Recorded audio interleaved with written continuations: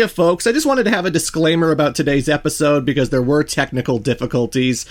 Kara moved back to Georgia and she's been using an older microphone, which unfortunately makes a lot of static noise whenever she moves the cord around. It's pretty low. It's not the greatest quality microphone, but this video was 2 weeks late and she didn't have time to get a better microphone. She will for the next episode, but we were working with a limited time frame and a limited, I guess, budget. And unfortunately, I couldn't eliminate all of the static noises that are in the recording.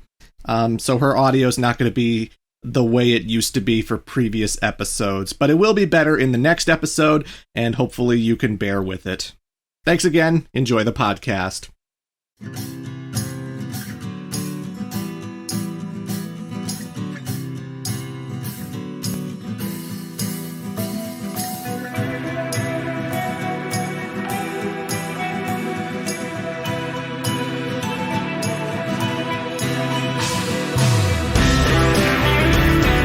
Hello, everybody. It is I, the Great Clement. With me, as always, is my co-host.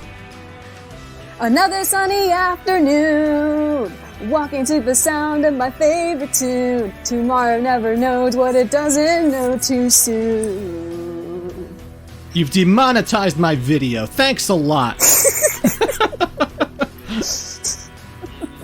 But yes, that's my co-host, Caro. She likes to sing a lot. Yes, I do. And we're back. We're back with C-Squared number 20. Nobody thought we could make it to 20. Well, we proved them wrong, didn't we, Caro? And fun fact, 20 is actually a lucky number in Japanese culture. And traditionally, if you have a 20th birthday, that's considered good luck. So, I'd like to think that we also have good luck with this podcast as well. Even though things have been a little shaky. This video is a bit late. We were trying to do this like 2 weeks ago, and then stuff happened, and then we tried to do this last week, and stuff happened. And so our topics are starting to get a little crusty. They're starting to get a little moldy, a little old. You know, the things we're going to be talking about have passed us by, but we're still going to have a lot of fun with this, and I figured we would do another C-Squared 2 weeks from now, because by then we're going to have finished Metaphor, we're going to be playing Life is Strange, Shadow Generations will be out, I might see Joker 2 to talk about Joker with Caro, because she really liked the second Joker movie. Yeah, that's right. Like, I'll go into more detail of this when we get there, but like, the internet was kind of mad for hating this one. I get it, but wasn't that bad. Oh boy. Wasn't that bad, y'all? I haven't seen it. The only thing I've seen is that everyone hates it. But either way, that's for then, not for now. And I wanted to change it up a little bit with C-Squared because I feel like there are so many things that pass us by in the gaming space, in the news space, that we don't really give it a lot of coverage, and sometimes we just want to give a passing mention. We don't want to dedicate a big 20, 30-minute long discussion about a thing. We just want to mention it in hindsight because, you know, that is what's happening in our world at this current time of day.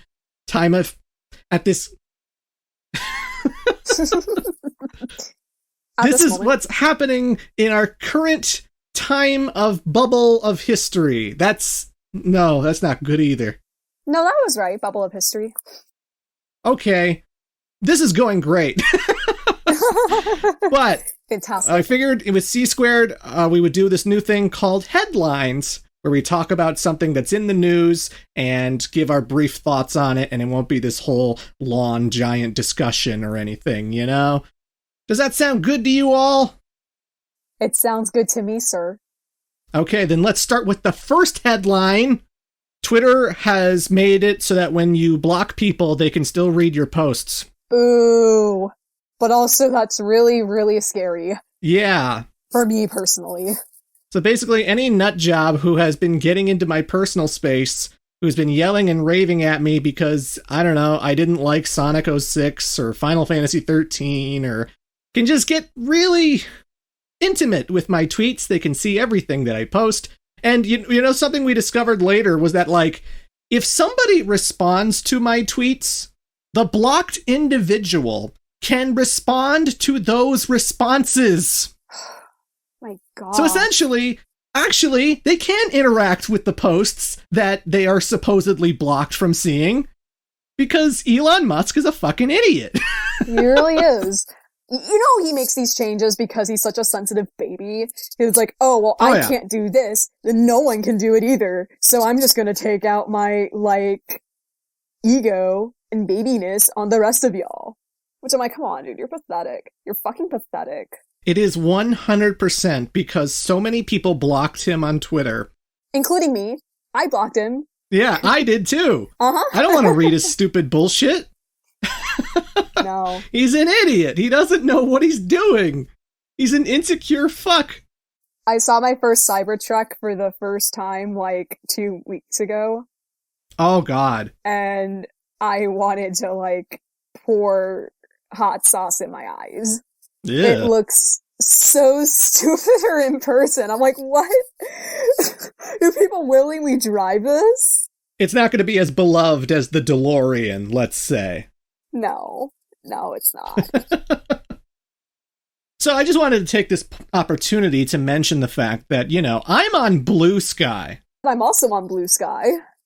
So you can follow the two of us on Blue Sky if you have it. And it's open now. It used to be like in beta last year and you needed like an invitation code, but now it's open. I think it was like, what, 12 million people signed up? It's gotten more than 1 million followers in the last 2 days. That's what it was. It was 1 million followers in 2 days, and I think they have about 12 million in total. Yeah. It's crazy, and I very much prefer it. Same. You know, it really does feel like how Twitter used to be back in the early 2010s. Mm-hmm. I agree. Like, you weren't overwhelmed with advertisements. You didn't have to be careful about certain keywords that you said in order to not, like, trigger any, like, t-shirt bots or porn accounts or anything like that. Oh, God. There's no, like, particular order to reply, so I'm not seeing all these blue check marks first. And then I don't gotta pay for engagement, so it's great.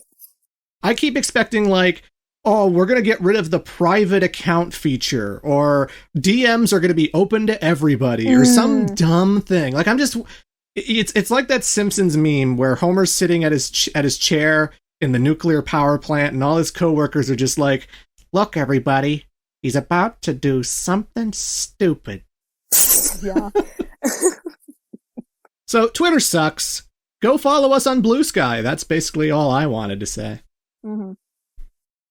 Kara, they announced the PlayStation 5 Pro. Are you going to get it? No. Next. Neither am I. Like, okay, there's ray tracing in 60 frames now. I don't even notice ray tracing most of the time. I don't give a shit about that. I can't tell the difference. Like, I think when they were showing off the PS5 Pro and they were showing off Final Fantasy VII Rebirth, I'm like, what's the difference? I'm not seeing a difference. It's just... No. It looks the same. For my newest video, I started recording some Mario Odyssey footage on the Switch, and I think that almost looks like a PlayStation 4 game sometimes. Like, Mario Odyssey is a beautiful fucking game, and, yeah, you know, there's no ray tracing in Metaphor thanks to the art style and the fact that, like, they don't put puddles and stuff everywhere, and it's like, well, it doesn't harm Metaphor. I'm fine looking at Metaphor as is. I don't need, like, fancy graphics depending on the art style or whether it's an indie game or whatever, and also, your base PS5, the load times are so good now. Yeah. Like, when you play something like Final Fantasy VII Rebirth, an open world game like Saints Row, you never worry about load times anymore. Everything goes by so smoothly. I don't know how much more professional I need my rig to be, you know? And it's like, look, I went through hell to get my PlayStation 5 in 2022, and that was back when they still had limited stock. I am not shelling out $700 to get a PS5 Pro, and that's like before you even get the disc drive. Like, yeah, the PS5 Pro is digital only. If you want to play discs on your console, you have to buy like this disc drive that you attach to your console. Like, what the that makes no sense. Why do you have to? No. You don't have to make gaming this complicated. Like, why are you doing that? Oh, that's another trend I don't like. Is that, like, okay, Capcom, they released Dead Rising Deluxe Remaster. which is a remake of Dead Rising that I think is completely unnecessary, frankly. I think it's unnecessary because you can play the original version of Dead Rising on PS4, PS5, and on PC. Like, the original version as it was is on newer platforms, and this isn't like Resident Evil 2 where they just completely changed everything about the game. Like, no, it's the voice acting's different, and sure, the graphics are better, and there's quality of life changes, certainly, but no, it's the same location. The cutscenes are line for line exactly the same. Yeah. And it's kind of an unnecessary remake, but that's not what I'm complaining about. Whatever. You want a better looking Dead Rising, so be it. My thing is, they released the digital version in September, and the physical version's not coming out till November. That's ridiculous.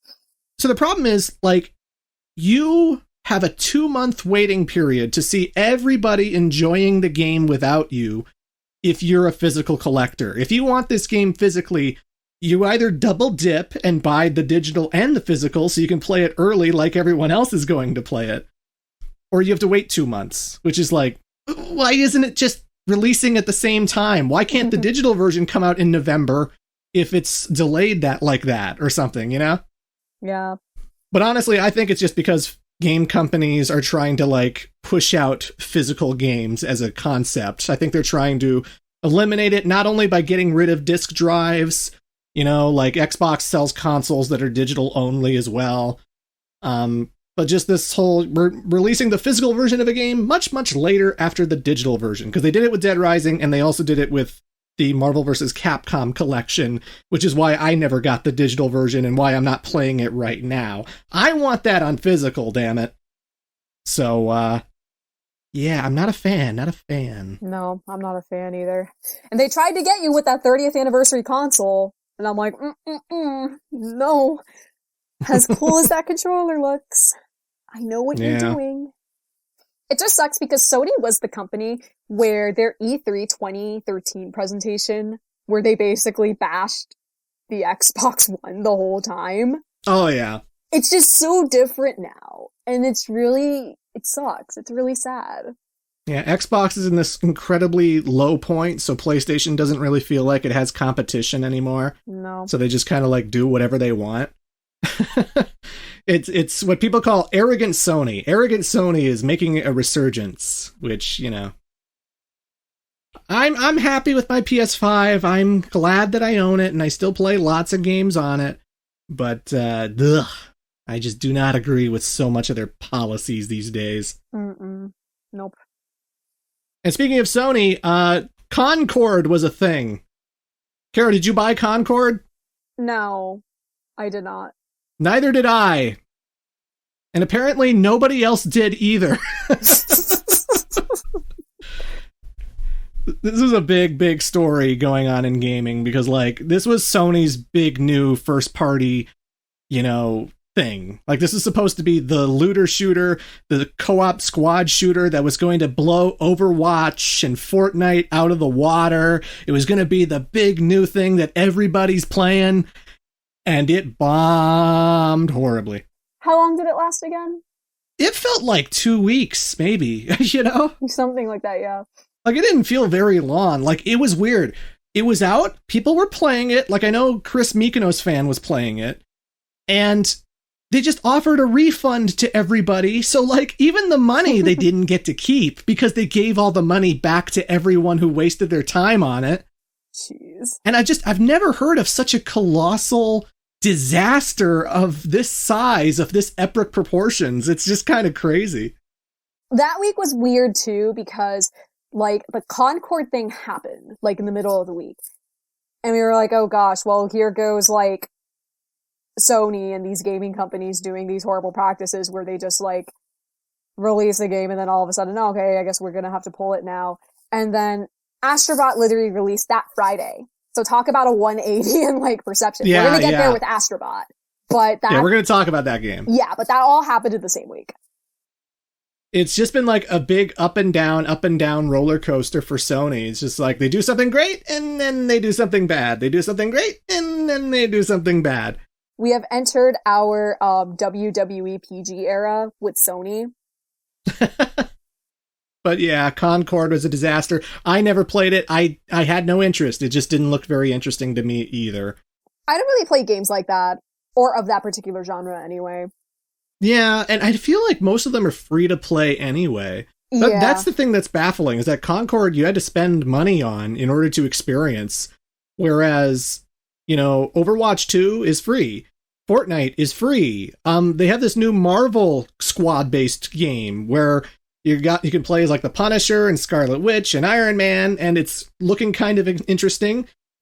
One of the big selling points of that Marvel game is that like everybody's going to be available for free.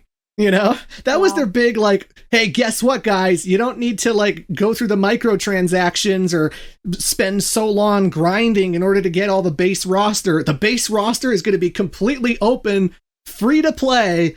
Look forward to that. And it's like, holy shit. And the fact that they had to announce that because of, like, multiversus and stuff. Like, you would get multiversus and you'd have, like, maybe 2 characters, and then you'd have to grind and grind and grind just to play as Agent Smith or Rick and Morty or whatever. Yeah. And it's so weird how like multiplayer games are all free now, and they're all just, I don't know. It's just a very interesting time for gaming. That's how I feel. Just. But one thing I bet you're really excited to talk about is the new Minecraft movie starring Jack Black. We had it so good with, like, Detective Pikachu and Mario and Sonic. And then here comes Minecraft. What happened? Is Jack Black okay? He's Steve. Yeah, he's Steve, but is he good? Yeah, that teaser is just kind of like, it's a thing. Hey, we might bite our tongues on this one. It might be like Silent Hill 2, where everyone was like doubting it going in, and then it turns out Minecraft the movie is the greatest cinematic experience of our whole generation. Maybe. Or it could bomb. Like Borderlands? Yeah.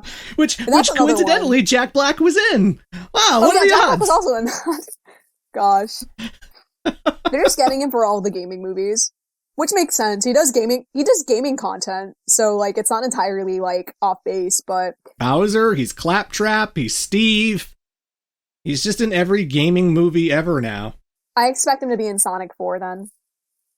Well, you know what we're gonna get? We're gonna get like a Mario and Sonic crossover movie, like we did Godzilla Kong. You know what? That's a good bet. I bet that happens. Yeah? Maybe, like, not in the next 5 years, but, like, if they want to make major bank at the box office. Mario versus Sonic. Dun, dun, dun. Chris Pratt meets Ben Schwartz. Jim Carrey meets Jack Black for the first time since The Cable Guy. Mario and Sonic get into a fight, and Mario's like, Martha! And Sonic's like, how do you know her name?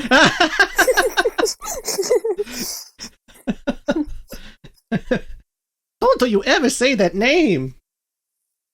Is Mario good for the Mushroom Kingdom? But in positive news, one thing I am looking forward to is the new Yakuza game, because they finally gave Majima his own starring role, like, besides sharing it with Kiryu in Yakuza 0. Mm-hmm. And he's on a tropical adventure. He has amnesia, and he thinks he's a pirate. What's most hilarious about this is that apparently the name of the game and the plot all leaked on, like, 4chan about a month ago. So people really? were like, oh, this is too ridiculous. This is not the new Yakuza game, and it was. Never doubt how crazy the Yakuza / Like a Dragon franchise can get. No. I mean, come on. Samoa Joe is gonna be in this. Like, Samoa Joe was already in the Twisted Metal Peacock show. That's right, he and was, now he's like a boss or whatever in this new game, and I'm so excited to see how he does. I'm always impressed by RGG Studios, like, face modeling. Because when I saw him, I didn't even hear the announcement. I didn't even hear the confirmed casting. I was just like, from the trailer, going like, is that fucking Samoa Joe? Yeah. Like, maybe it could have been a different actor. Maybe I could have just been imagining it. But no, it clearly was Samoa Joe, because the face modeling in these games and the graphics in these games has always been so fucking good.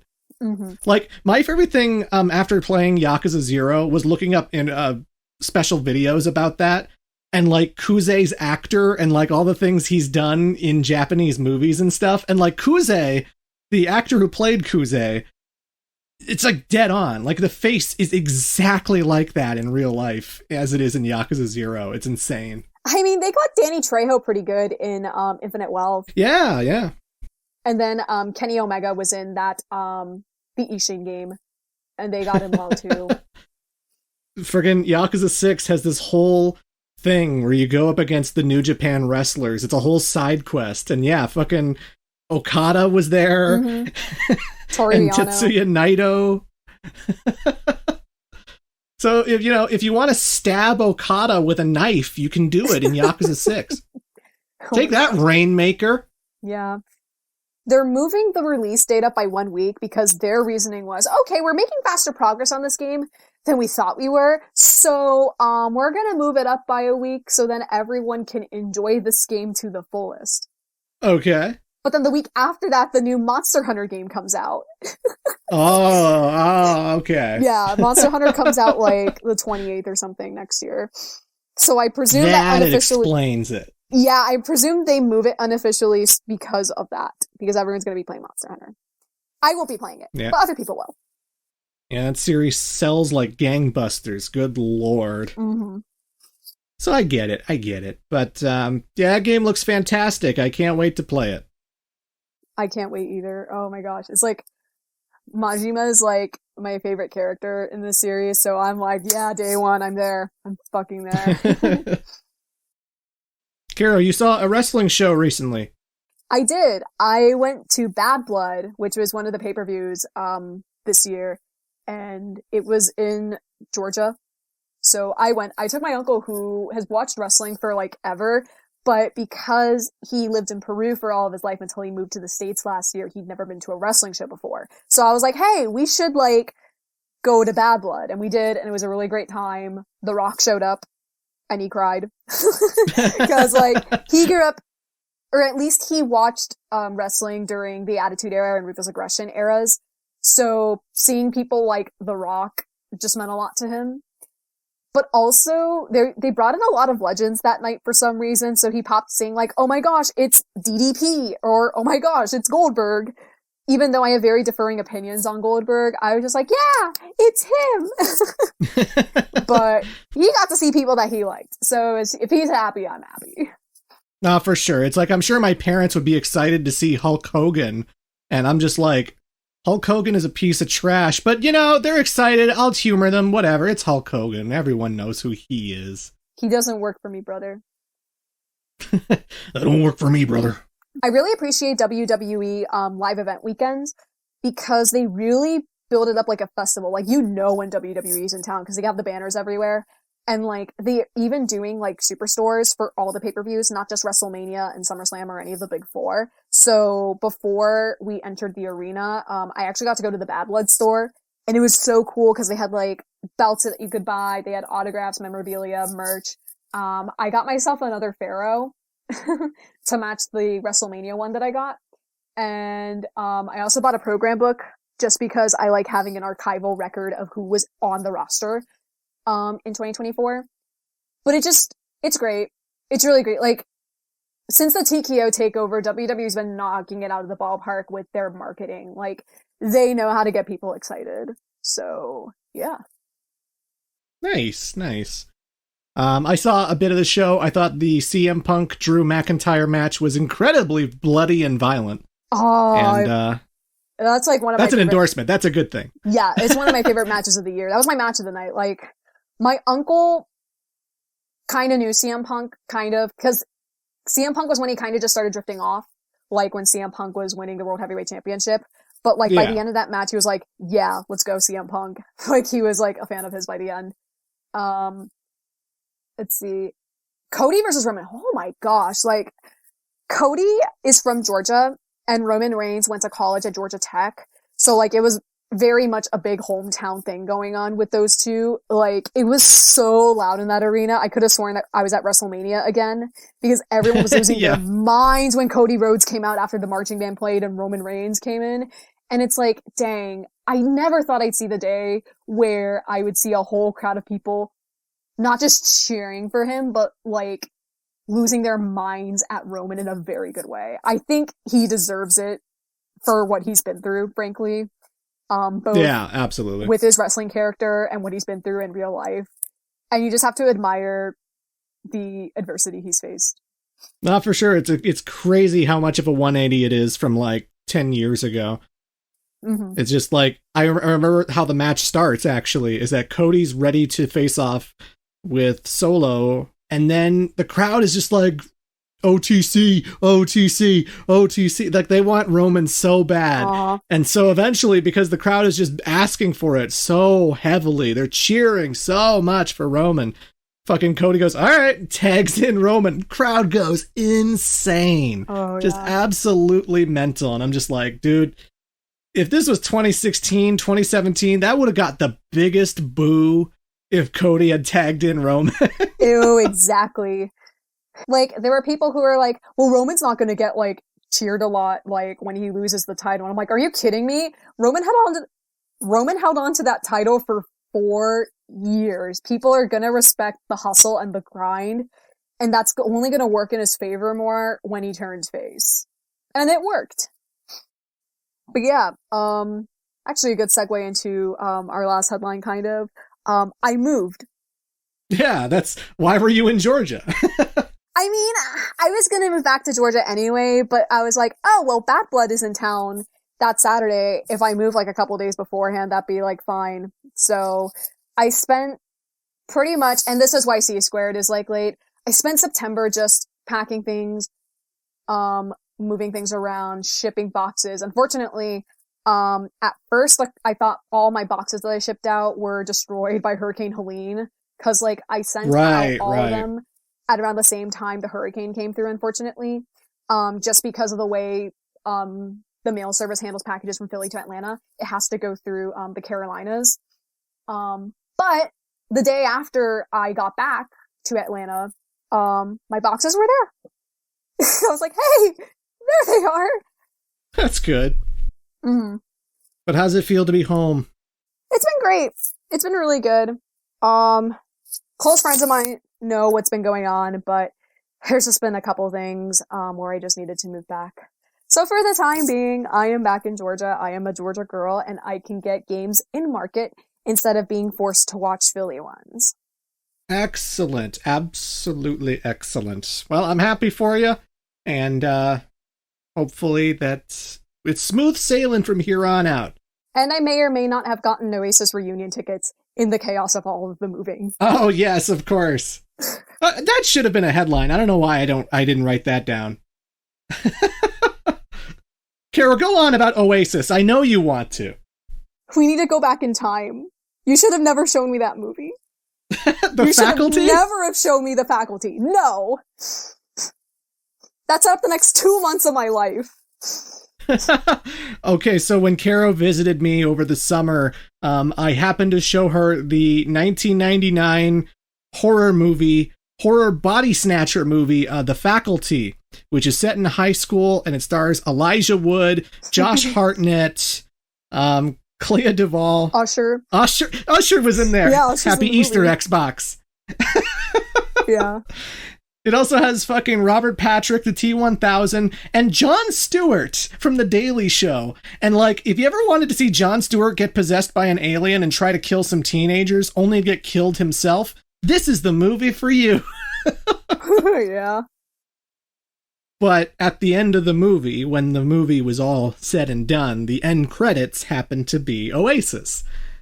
Somehow this ruined Oasis for you, or no. What happened? So, you remember, so we were watching the movie and it's the credits, and I'm like, wait, this is Oasis.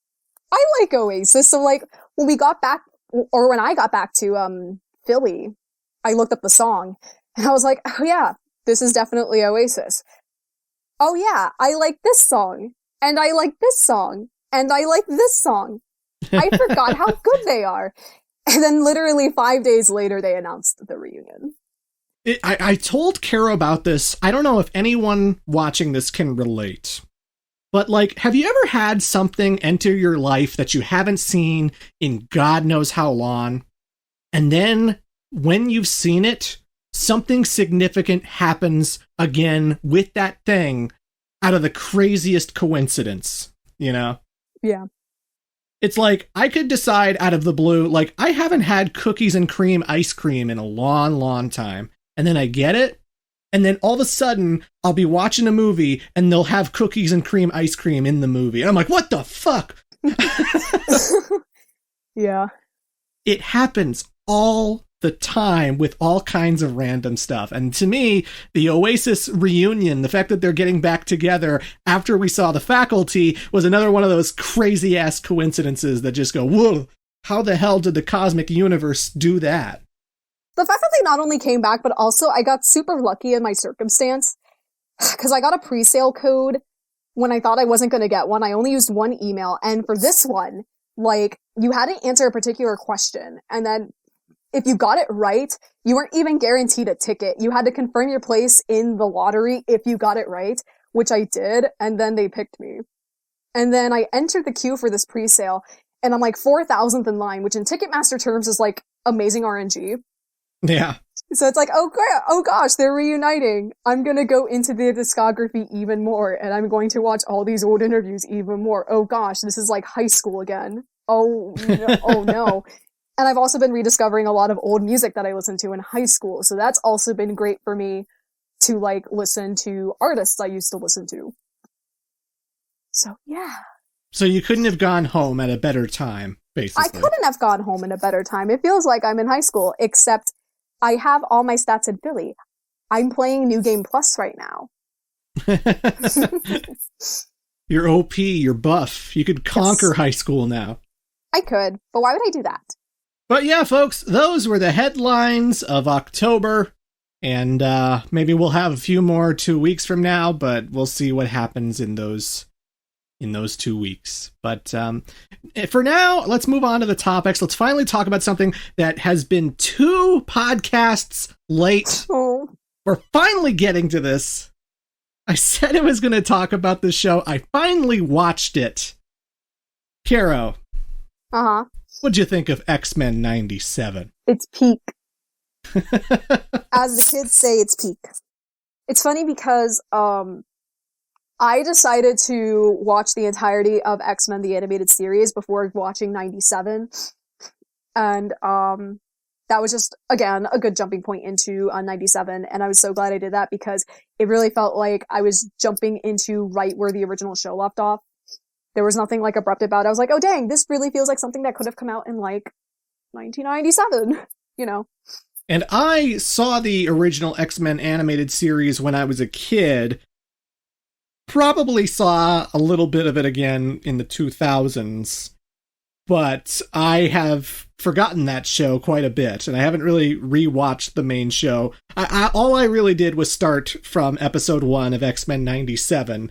But yeah, so much of what I remember about that show was preserved perfectly. Not just the voice acting, not just a lot of the animation, but also just, you know, this show is about shit. Oh my god.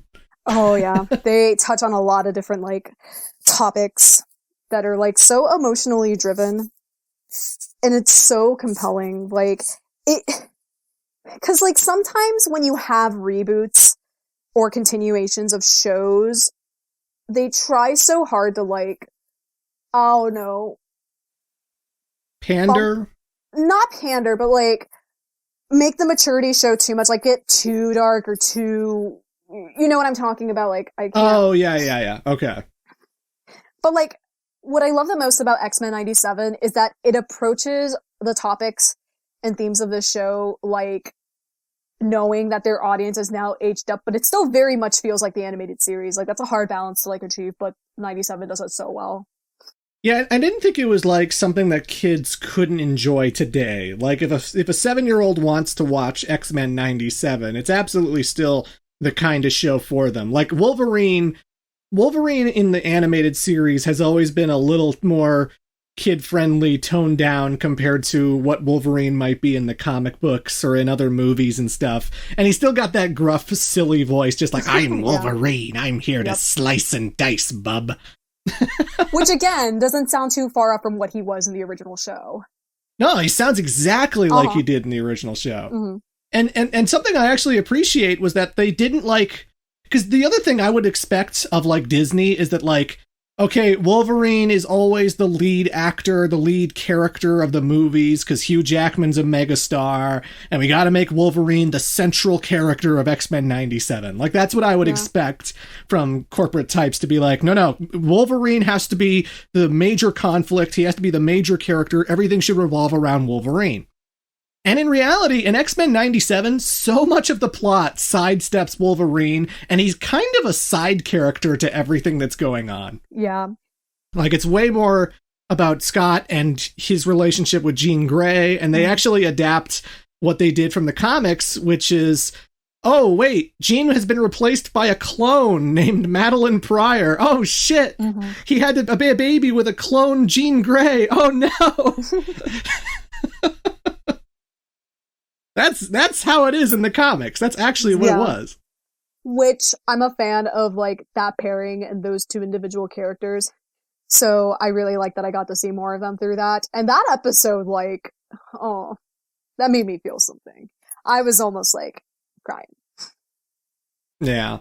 The action scenes in this show are so incredible. Like, I remember just watching the first episode where they're busting into those militant anti-mutant people who've stolen the Sentinel hand, and they're just like fighting them off. And Cyclops is doing all kinds of shit. Like, he's sliding around with his optic blasts. Like, he'll blast, he'll slide over there, he'll blast again to slide right back and shoot him the guy this way. He'll jump off of a giant leap and use his optic blast to safely land where he is. And it's like, it's some of the coolest friggin' animation that any of these X-Men characters have been doing in a long, long time. Like the big team-up moment in the end of episode 1, where they take on the big giant Sentinel, you know, like fucking Gambit is like getting powered up by... Gambit powers up Wolverine's claws, and Beast like carries them and throws them into shit, and... it like, even just from the pure eye candy aspect of it, X-Men 97 is gorgeous to look at. Which is fitting considering that at least in the earlier episodes of like the original show, the animation for 1992 was actually pretty good. Oh yeah, it was great. Mm-hmm. So the last season was kind of weird, but from what my friend told me, apparently they outsourced the animation to an entirely different studio, if I recall correctly, which is why the last season of the original show looks the way it does. But like, if we're talking about like the first 70% of that show, it was really good stuff for the 90s. So I'm glad that like it still looks beautiful now. Yeah, the animation of that show was always better than even like 90s Spider-Man. Yeah. Like, I love 90s Spider-Man. I watched that religiously as a kid, but I always thought X-Men was definitely the better animated show for sure. But yeah, the themes go all over the place, man. I loved that Magneto took over Xavier's school at the very beginning, so everyone had to answer to him whether they liked it or not. Yeah, which is a good dynamic twist, because then you get to see, like, all the characters interact with Magneto with this, like, you know, story in place. So it's like, oh, well, now the way that they're going to be interacting with him is different, which is good. You get some really good character moments. And there's still, like, shades of Magneto that still are acting the way his character would act. But at the same time, he is also honoring Professor X's wish to be a better person and to try and be civil and not so violent towards humans. And it's interesting seeing that clash of ideology where he and Cyclops are having this back and forth about what they should and shouldn't do.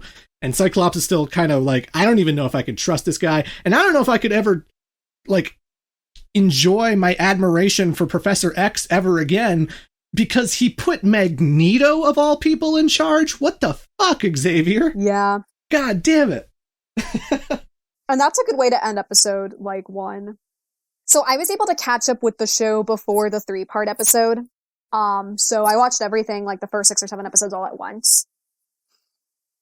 So I'm watching through it, I'm like, dang, okay, well, I kind of wished I watched this in an episodic way, but, it was still good. But, it still manages to tackle a lot of the racism allegory stuff that, I think is important to the X-Men, and if it didn't have that, it would be a really inferior show.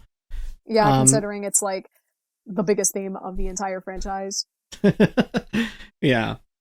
But, I just liked some of the things they covered. I liked that Jubilee, she falls for the mutant that they save at the end of episode 1, the one from the militant racist types.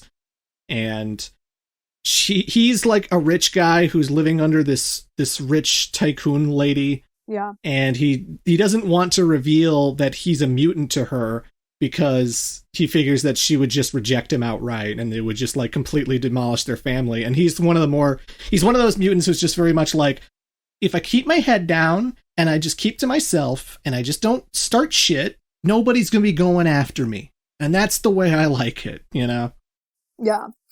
But there are developments about that storyline and where it goes that completely change how the whole relationship operates and even change your perspective on that character. There's just is he a coward? Is he just looking out for self-interest? Is the situation right or wrong? It seems kind of fucked up, Which is it's such a realistic portrayal of relationships in life. Because it's not just a black and white thing. It's very developed. It's very 3-dimensional.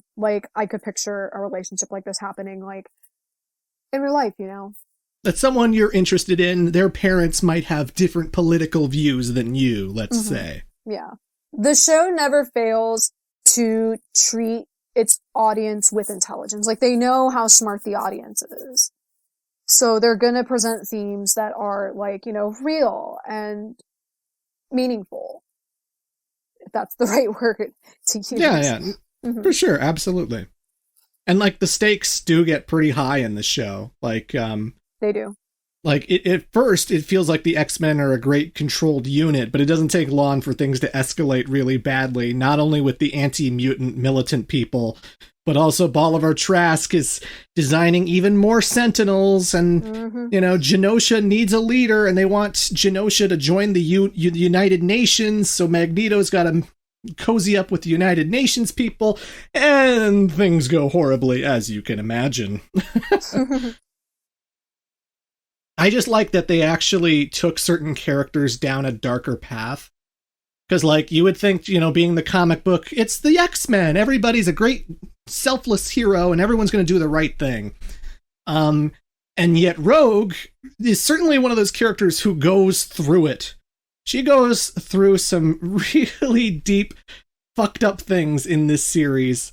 And she makes choices that you wouldn't expect her to make, and choices that are kind of dark. And you're like, oh, Rogue, oh my. Oh, yeah. Girl, what you doing, girl? Rogue's one of my favorite characters, too. When I saw her going through it, I'm like, oh, sweetie. Oh, girl.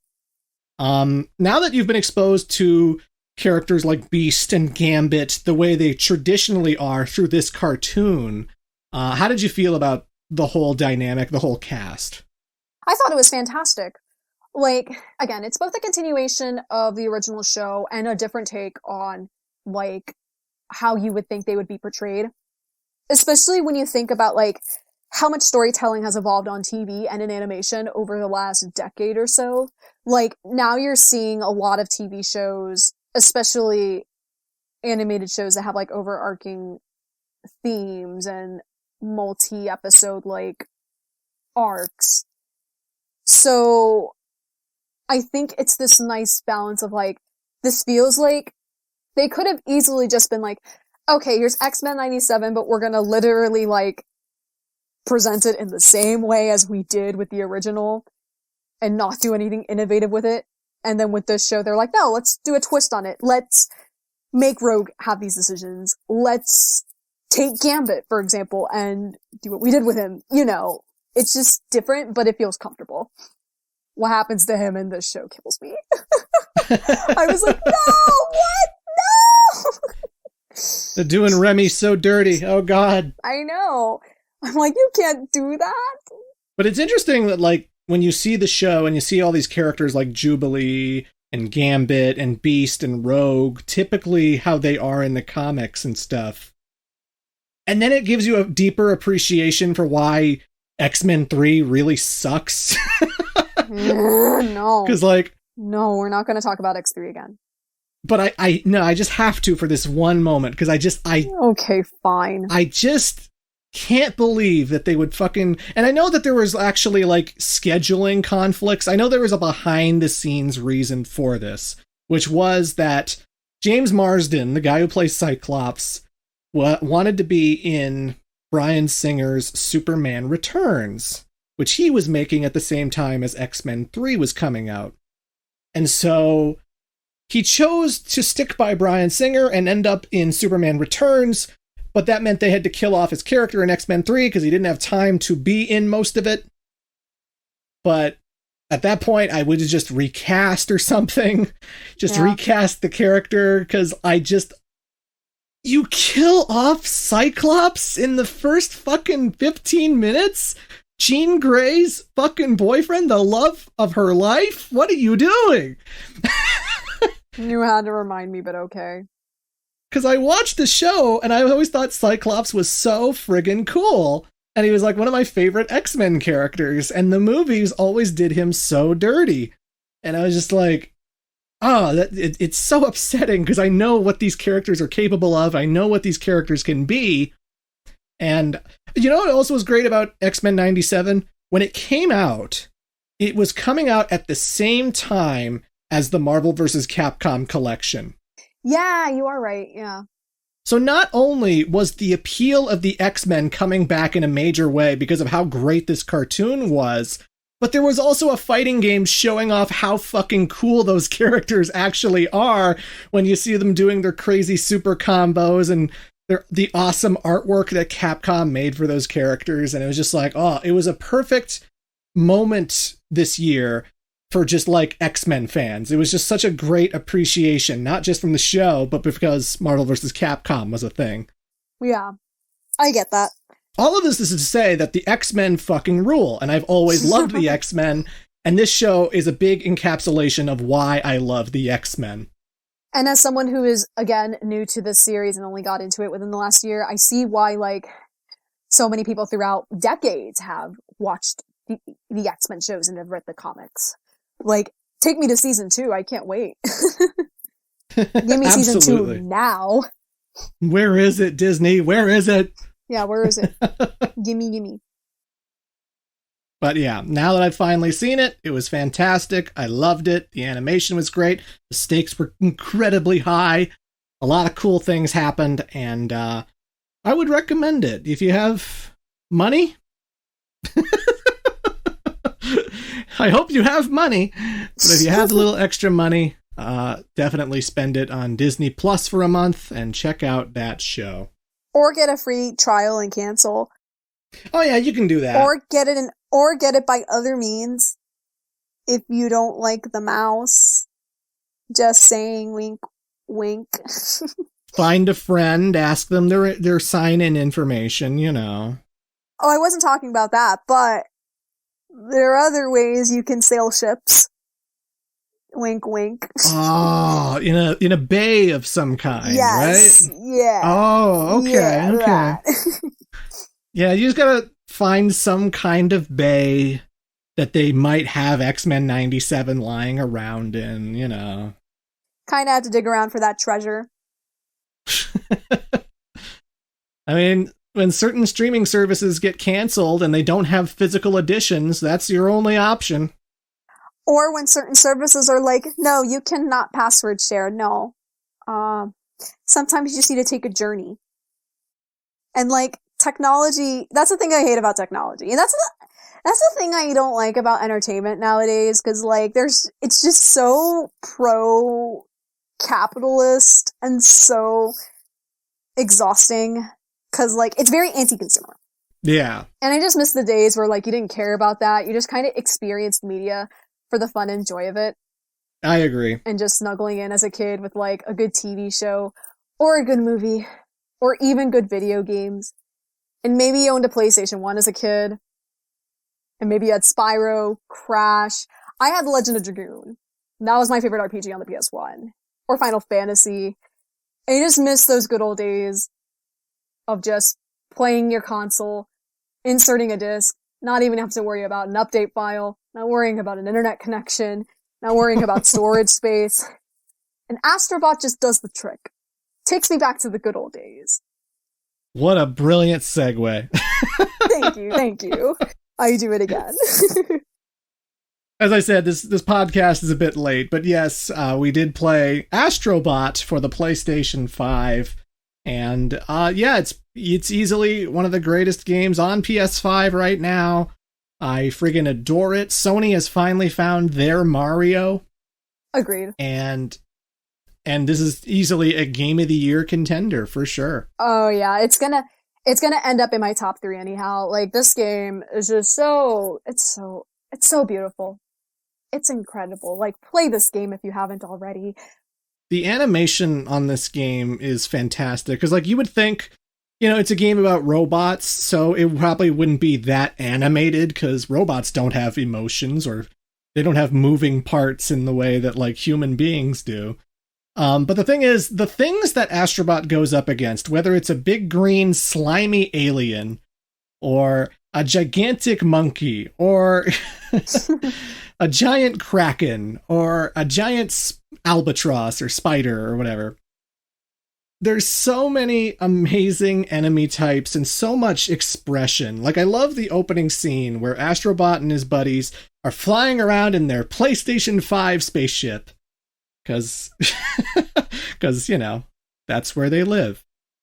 And the alien shows up, and he's gross, and he's got this evil smirk, and it feels like the game runs at 60 frames per second, and every single frame is dedicated to watching his eyelid move, watching his mouth change positions, watching him spit on the screen and move his fingers in unique kind of ways.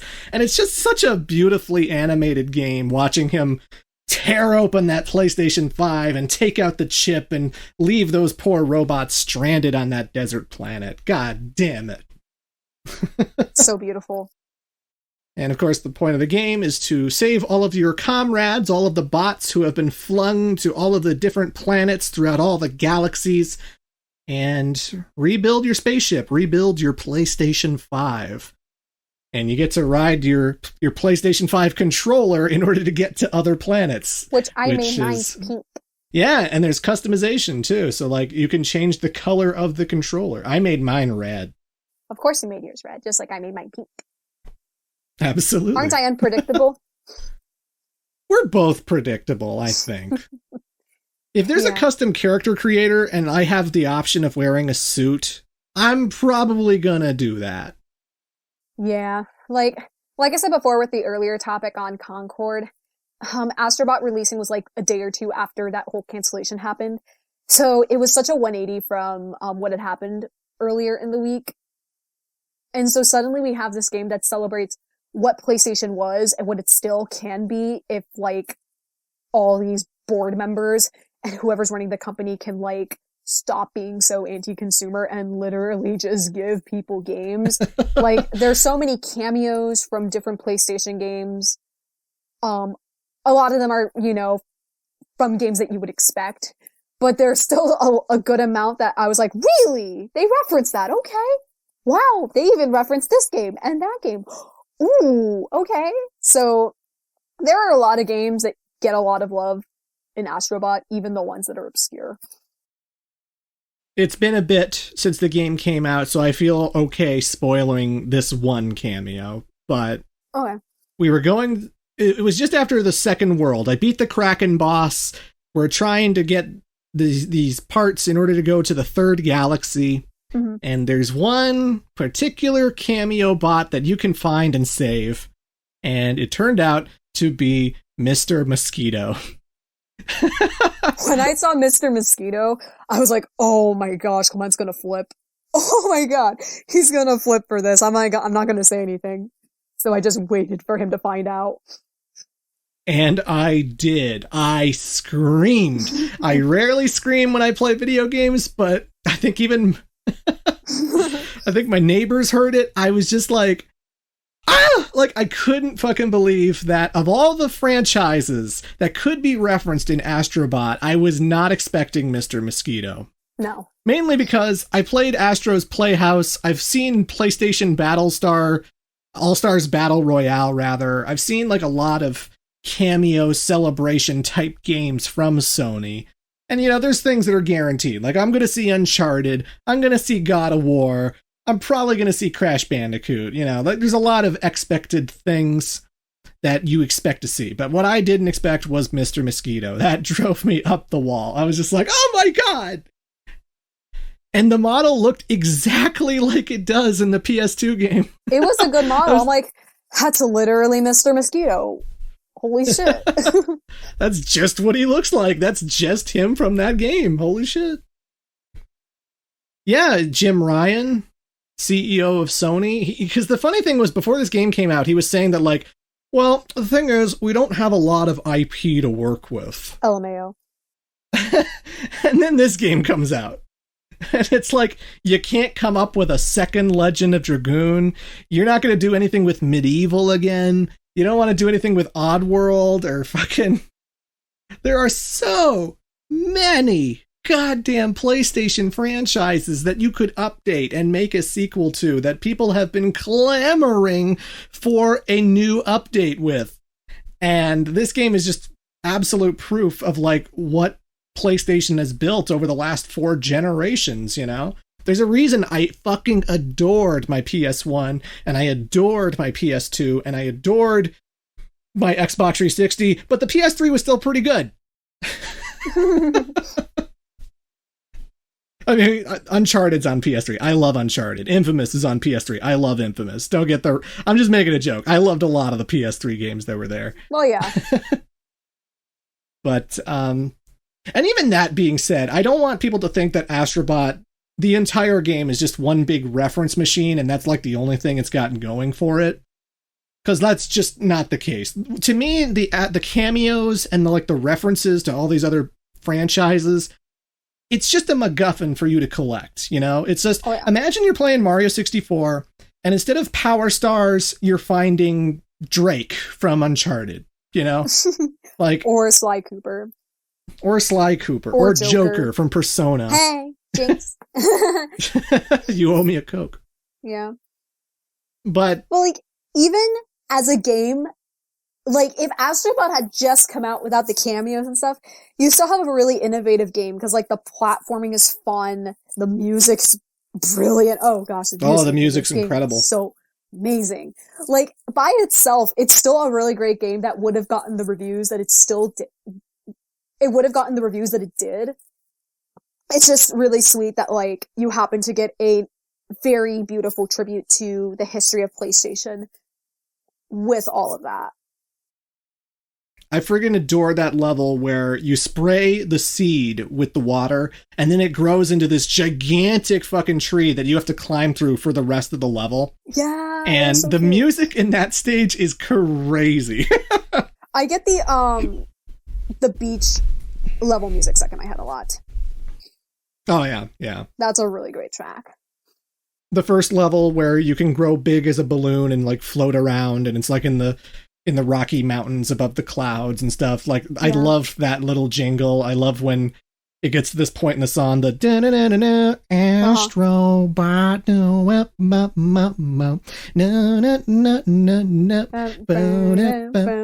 gonna play the soundtrack after we finish this podcast, because it's so good. Oh, it's great.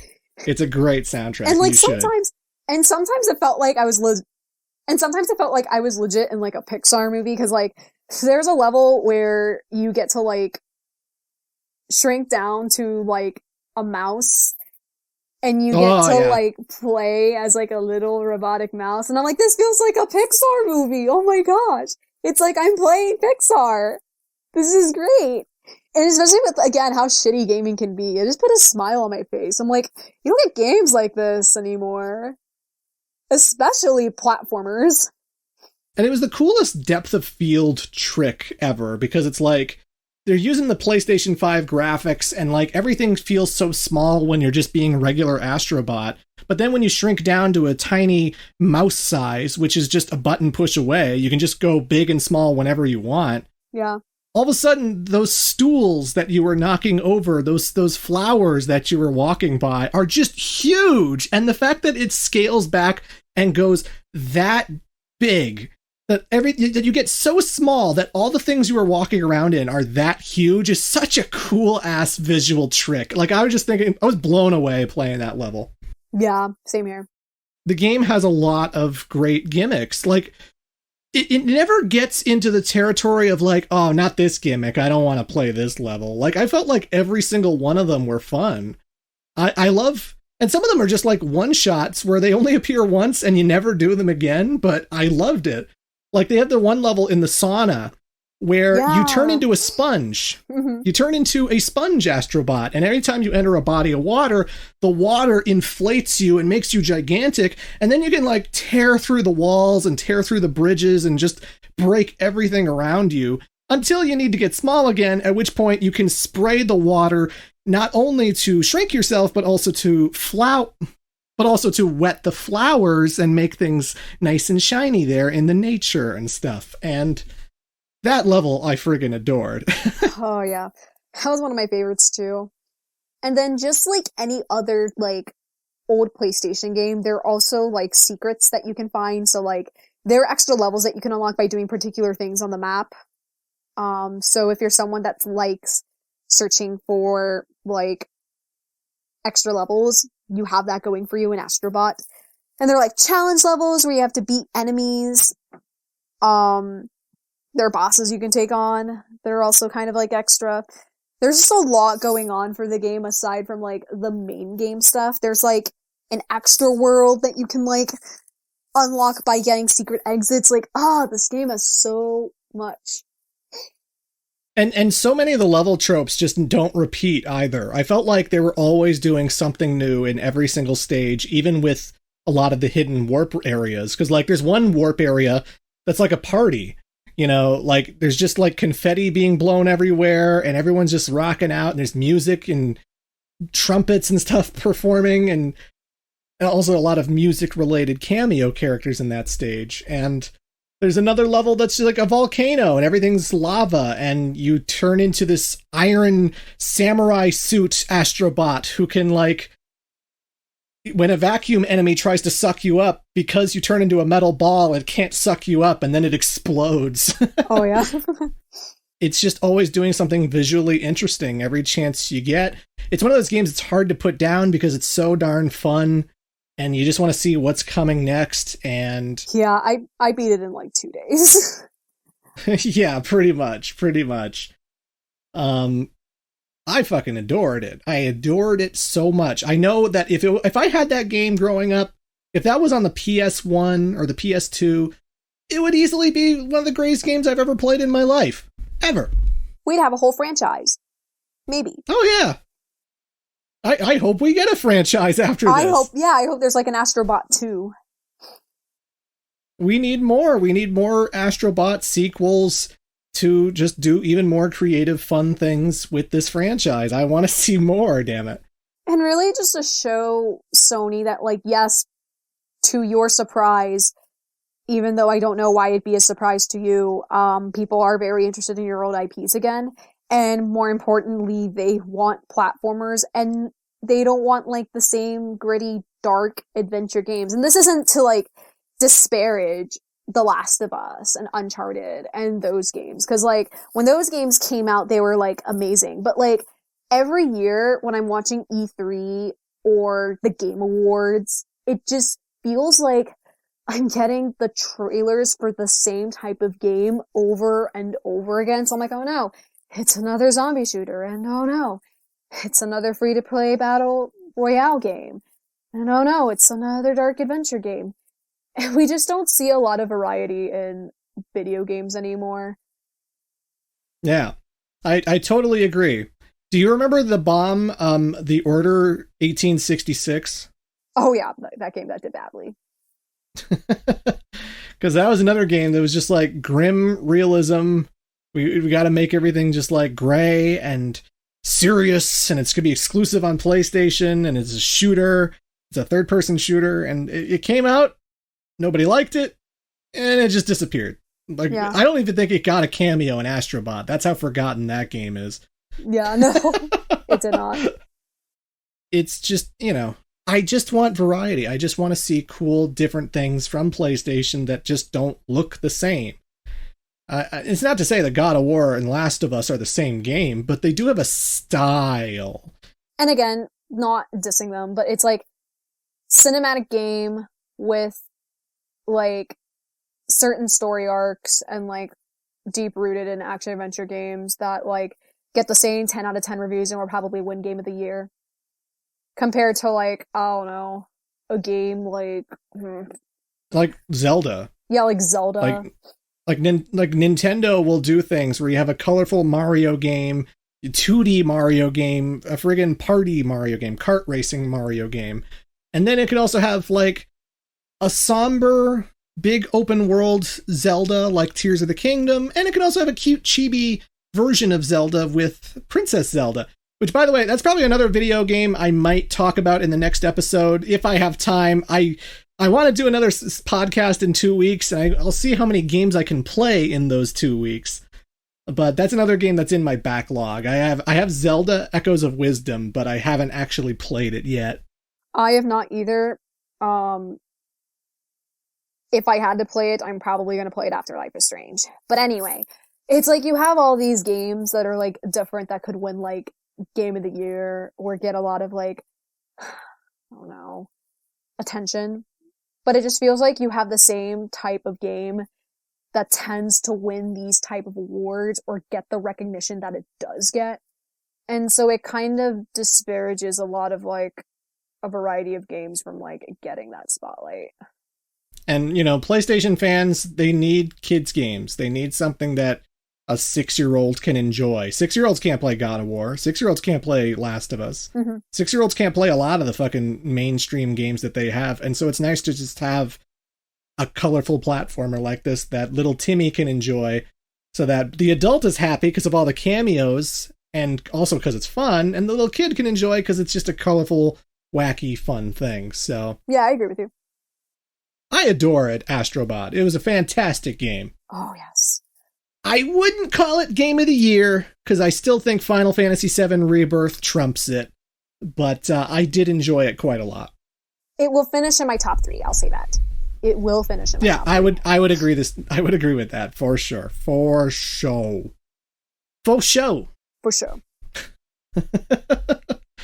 So yeah, if you own a PlayStation 5, definitely get Astro Bot. And even if you haven't played Astro's Playroom, the free tech demo, play that first if you haven't already, because that's a great sneak preview of what Astro Bot ultimately is. Go get it. Get it. You know who else needs to get it? Who? Peppino Spaghetti, the main character of Pizza Tower. Peppino Spaghetti! This game's been out for a bit, but it just recently came to the Nintendo Switch back in October, or was it September? It was September. It happened the same day as the dual Indie World Nintendo Direct Mini, which was also the same day as the Sonic 3 trailer releasing, which was also the same day as Oasis announcing their reunion. That was nuts. I was like, oh gosh, Oasis, and then there's Sonic, and then there's Nintendo. Oh my gosh, I can't survive this. But yeah, Pizza Tower is on Switch. I finally played it. We finally played it. Mm-hmm. I'm still recovering from the fucking panic attack that game is. Yes. Oh my gosh, it's great. I had a really great time at Pizza Tower. But it definitely wants you to feel the stress that Peppino does because, it's fast, but it gets very, very tight and stressful. It's very much modeled after the Wario Land games, specifically Wario Land 4 onwards, where you're going through a stage, you're trying to pick up all of the collectibles along the way, but then at the very, very end, you flip a switch, And then there's a timer. And now you have to get all the way back to the beginning of the level before the timer runs out. And that means you're running really, really fast while dodging a whole bunch of enemies and trying to get through all of that. And or taking alternate routes depending on what obstacles are cut off. Absolutely. Peppino has a lot of secondary type abilities he can become. Like, I know there's one where he turns into a pizza box and you have to like flap in order to like float through the area that way. There's one where you can like give him hot sauce and so he starts bursting flames from his mouth and you can beat enemies up and destroy obstacles with it. And then there's another one where you can put on like a suit of armor and then you can slide down certain hills and then knock out enemies that way. Right. And it's just crazy. The art style of this game. It's just like Peppino has always got these crazy, exaggerated faces. The enemies he's taking on are like grotesque pieces of food, like tomatoes and cheeses and... Yeah. Again, I call it like a panic attack because the artwork is just so non-traditionally hideous looking. And I don't even know if I want to say hideous. Like that gives the impression the graphics are bad. The graphics are great. Yeah. It's just the art style is very manic. I feel like from the moment you get to the save screen and Peppino has to look between the 3 save files that you can choose, and he's got this paranoid anxiety. He's just looking around, just like, and his face is contorted and his body is like angled in like very weird spaces. Like the whole plot of this game is that like a pizza tower has shown up next to his pizzeria and it has a big laser cannon and it's going to blow the fuck out of his pizzeria unless he can climb the pizza tower and take out the big bad. Yeah, so like the art style is actually lifted from a lot of old 90s cartoons, specifically with a lot of French animation from the 90s. And when I played it, I was like, oh, this reminds me of something I would see on Cartoon Network in like the 90s, like the What a Cartoon Show, if anyone in the comment section has heard of that. So like it was a anthology show in the mid 90s and they would air pilots of animated shorts that were pitched to Cartoon Network at the time. So you had a lot of experimental like shows that would air on this block, and Pizza Tower is very reminiscent of that style. Like I could imagine myself seeing like an animated Pizza Tower air in the 90s. So that was something I loved. But despite how extreme and heightened the characters are, I would not describe this as like a hardcore game for hardcore gamers. You know, this isn't a game that like you have to be an expert at platformers in order to enjoy. I don't think there's a giant difficulty curve that prevents normal people from enjoying this game. The good thing is Peppino can't really die in stages. You know, you can take as much damage as you want and he just shrugs it off. It just kind of hurts his score and hurts like the overall ranking that you'll get at the very end. Like you can make this game as easy or as difficult as you want it to. So if you just want to like get through the level, go through it, collect your toppings at the very least, and then hit the timer and then get back to like the entrance, cool, great, you have that. If you want to like get all the collectibles and all the toppings and maybe loop around the stage twice without having a combo interrupted to get the highest rank, which is a P rank, that's also available to you too. So like you can really customize this game however you want to experience it. Yeah, I'll be honest. The thing that like threw me off about this game and its difficulty was that like the one thing I kept screwing up throughout the game was that like in order to run up walls, you have to move in a direction before you push R. You can't just like push R when you're standing. Like, so many times I, like, run into walls and run into the things and get stuck at the edge, and then I'd have to back up and move and push R just so I could run up something. And the way you have to react to certain things at breakneck speed, sometimes you have to go in these little tight corridors that go, like, left and then right, and then left and then right. And so you have to, like, push the control pad preemptively before you fall in the hole in order to turn him around before he hits the wall, but just in time for him to fall so that he can go right immediately as you're going down that tunnel. You know what I mean? Yeah, I get you. And I will say that, like, it definitely requires an expert level precision in order to get a P rank, which I could not I never do. attempted it. I know people that can, but like, that's not for me. I'm good with getting like A ranks. Yeah, I got constant A's and B's, and I was fine with that. You know, I didn't even really attempt to go for an S rank even, but the requirements for it and the requirements for P rank just made me go, no, thank you. No, thank you. I would need to study the level infinitely for like days in order to get a P rank. It's like a speedrunner's dream. Like, if you're a speedrunner, you're gonna love Pizza Tower because like it's so friendly to that kind of level of gameplay. And speaking of, I've seen speedruns of this game, and it's crazy. It's insane knowing what this game is capable of under the right hands and seeing exactly what Peppino can do when somebody knows what they're doing. It's just like, oh my God. It's amazing to know what Peppino can do when he's pissed off and had enough. I'm not letting that thing blow up my pizzeria. Which, the music in this game is so good. Oh, all the tracks are great. I won't be forgetting the escape theme anytime soon. Anytime you have to like set the bomb or set the timer in order to get the hell out of the stage. It fills you with panic, which is exactly what the game intends to fill you with. Every time I'm like, oh no. It's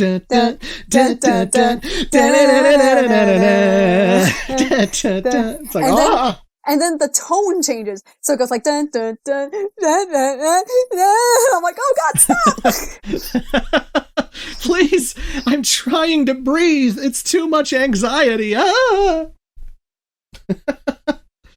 The other thing besides the traditional stages are also the boss fights that happen on every single floor, because you need the special key in order to get to the second floor. And it's weird. The first boss is probably the hardest boss in the game. Yeah. So you see, that's what I said.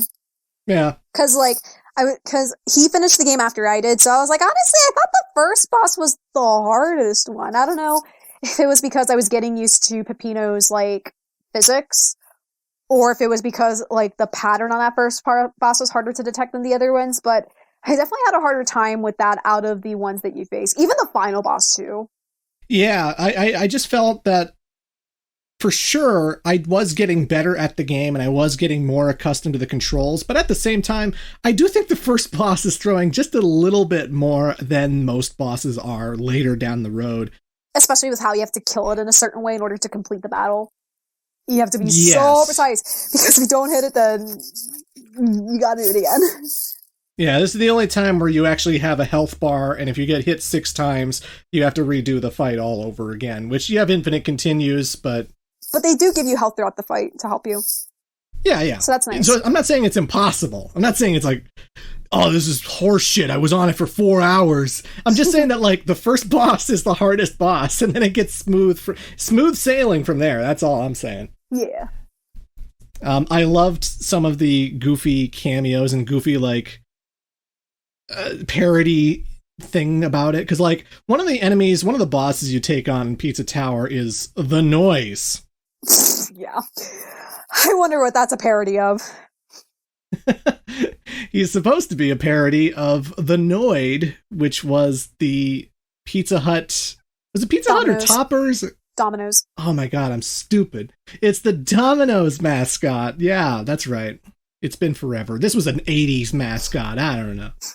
Yeah. But he looks exactly like the Noid from Domino's. And it made me think about Yo Noid, the old NES game that he was the main character of. He had his own adventure, the Noid. And that's mostly the only reason I remember that character. And the Noise has his own little, like, girlfriend. Yeah. It's very... twisted and adorable. Noisette, I think. That's her name. There's a lot of bizarre, weirdo creatures in this thing, and I'd say the only thing that you're really recommended to do in order to get to the end of the game is that you definitely have to look out for the toppings. You can't just, like, get to the goal, run back, and just that's it. Like, this isn't one of those games. You do need to find enough toppings so that you can get cash, so that you can pay this guy, so that he can get you to the second floor. At the same time, I never felt like I had to backtrack too much. Actually, No. I don't think I backtracked at all. Because I felt like I got like all the toppings, or at least missed one for all the levels. So I felt like I had all the toppings and money necessary to face the bosses. So there's not too much backtracking if you're like getting all of them on your first run through. In fact, I don't think I played one of the final levels in the final world. Oh, interesting. Yeah, because I ended up having the money to just go to the final boss immediately, but yeah. I actually the opposite on that, because I did clear all of the final levels stages, and I was $100 short. Or if not $100, it was $25. Like whatever, like one topping was, that's what it was. Okay. And I just had to replay one stage and find one topping that I missed just to fight the final boss. That's the only time I had to do it, because most of the time, I was aware of the gimmick. I knew that, like, I can't go to floor 2 without money, so floor 2's levels, floor 3's levels, I was always looking for the toppings. But, you know, some are harder to find than others, and I did struggle a bit near the end with that last topping, but otherwise, you know, it's a perfectly fine challenge. This game is not bullshit hard, it's not frustrating, only hardcore gamers can enjoy this.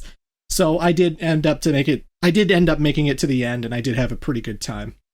Yeah, the final boss was great. Oh, I love it. I love that, not to spoil what it is, but it does this neat thing regarding your whole adventure. Yes. And I liked how that execution was. Yes. It was fantastic. Yeah. One of my favorite games I played this year, honestly. I would put it in my top 5. Well, damn. It was really fun. That pause music was great. Like, when you pause, it plays this nice, like, groovy, lo-fi, like, song. I'm like, hey, okay, this is great. This is a nice, relaxing song to take me away from the chaos. It's so I can recover and nurse this panic attack that I'm suffering throughout the whole game. Mm-hmm. But, you know, again, I'm just glad that I finally got to experience it. I like it when certain PC games finally come to console and I can finally join in on the conversation. So now I could say, I beat Pizza Tower. I get it. I get why it was such a big deal last year and why everybody was gushing about it. It's fucking great. It's amazing. Yes, in agreement. I also understand why people love Silent Hill 2, because you showed me the original Silent Hill 2 when we were together a while ago. And now I'm like, oh, I get it. I know why people love this game, because that story is just, whew, it's a lot. Yeah, technically, you had seen Silent Hill 2 when we did our last podcast. I just felt like we had too many topics at the time. Yeah, and originally, this was supposed to be like a good way to build up for the remake that was coming out, because the remake just came out. Silent Hill 2 came out to critical acclaim. People loved this remake. It turned out to be really faithful. Well, not faithful. It's a different game, but it's a very good... The story is faithful, and people are really, really enjoying it. But I wanted to talk about Silent Hill 2 leading up to its release, and again, this podcast got delayed a bit, so now we're talking about it as the remake is out, and we're not talking about the remake, we're just talking about the original. I have not touched the remake, I don't know the particular specifics of the remake, so I can't be of any help there. And if you're watching the thumbnail, or you're looking at the contents description, and you're like, oh, they're talking about Silent Hill 2, I'm sorry, we're not talking about the remake. I'm sorry. Well, like, from what you've seen, you can say that, like, it's good, right? It looks fucking scary, yeah. I actually really like what they did with the mannequin enemies. Because in the original, they're just walking around to fight you and to be beat up on. And, you know, they're creepy. They're legs that are attached to legs. Of course, that's creepy. Mm-hmm. But... In the remake, they hide in specific spots ready to ambush you. That's so like, so it's like, it's again, picture a third person camera. The camera's always behind your shoulder, and you're just looking in individual rooms, and then you glance to the left a little, and you notice that there's a pair of legs sticking out, and then those pair of legs start moving and start coming after you, and it's like, oh god. So scary. Sounds gross. So yeah, I'm aware of a lot of things happening because I've seen a few streamers play it, but I just don't have any authentic experience with it. But that's not the point. The point was, Silent Hill 2 remake was coming out, and Caro said she wanted to get it. She wanted to understand what was up with what people call the greatest horror video game ever of all time. Yeah, the original game came out when I was 5, so that's the same age as... Isn't Laura like 5 or 6 or some shit in this game? I think so. Yeah, I could have been a Laura. You were basically Laura. Yeah. So innocent, you don't see the monsters at all. No. But yeah, I love the atmosphere of Silent Hill 2. Like, from the get-go, when you're James in the bathroom, just looking at the mirror, and you're hearing that song for the first time, I'm like, oh, damn. Oh, I love this. It's so ambient and, like, unsettling. And I love that. The soundtrack of these games has always been its strongest suit. Like, if people would always compare Silent Hill to Resident Evil, and I would say that, like, Silent Hill usually has the better story, Resident Evil usually has the better gameplay. And one of the aspects of Silent Hill that's always been better than Resident Evil, no question, no contest, is the soundtrack. And Silent Hill 2 is another shining example of just how fucking good that music is. So it's kind of like how Pokemon always had the better gameplay, but Digimon always had the better anime story. Sure, let's say that, for sure. We'll use that analogy. I need to play Digimon games in order to compare the gameplay, but I only played Cyber Sleuth all the way to the end, and I liked Cyber Sleuth. I thought that game was fantastic. Yeah. But we're not talking Digimon today. We're talking Silent Hill, which is spookier. Get out of the way, kids. It's real men's turn to cry. So it's interesting that, like, you, I guess, being an outsider, you've always known Silent Hill 2 is the GOAT. You never asked to see Silent Hill 1. You didn't want me to play through Silent Hill 1 with you. Well, I've kind of already seen Silent Hill 1 through Elliot, because he played it on stream a long time ago. So I I didn't experience the whole game, I kind of, like, sat through a couple of streams, so I kind of, like, understood what the gist of the first game was. But the second game, everyone hypes up. And I was like, oh, I gotta understand why, because this remake is coming out. And we played it on my authentic PlayStation 2. Yes. No HD version, no emulation. I played it on the actual console it's supposed to be played on. So so no one can accuse me of giving her the inferior experience. She played it how it's supposed to be played, damn it. What a great co-host you are. Thank you. I like to think so. We can play Silent Hill 3 on my PS2 next time. Yeah, let's do that. I think you'd love Heather. I think you'd love the main character of Silent Hill 3. Okay, that's a good endorsement. Usually when you say that I like certain characters 100% of the time, like, I end up liking them, so I'm up for it. I know you so well. Yeah. It's like when I played Final Fantasy X for the first time, he was like, oh my gosh, you're gonna love Yuna. And I was like, oh my gosh, you're right, because Yuna's literally me. I'm like, not to hype this up too much, but Final Fantasy X is one of the greatest games I've ever played, you know. So, not just to brace you. But yeah, it was interesting. I actually enjoyed the fact that I replayed Silent Hill 2 recently, because I feel like after decades of not touching it for a while, but always having been familiar with it from the 2000s, it's good to have that perspective going into the remake and seeing what exactly hasn't aged all that well and what has aged pretty well. I do still find the combat pretty darn easy in Silent Hill 2. Yeah. I find that, like, whether it's the mannequins, whether it's the straitjackets, whether it's the nurses, they all have a tell. They all have, like, this is when they're going to swing, and I just have to back up a bit, move forward, slash, back up, move forward, bash, back up, move forward, bash. And I don't need to worry about health ever because they're very predictable monsters and they're very easy to kill without ammo, without guns. Most of the time, I'm just bashing them with my big fuck off pipe. And I'm defeating them with very little issue. There's one puzzle I did have to look up online because I was very confused as to what the hell I was doing wrong.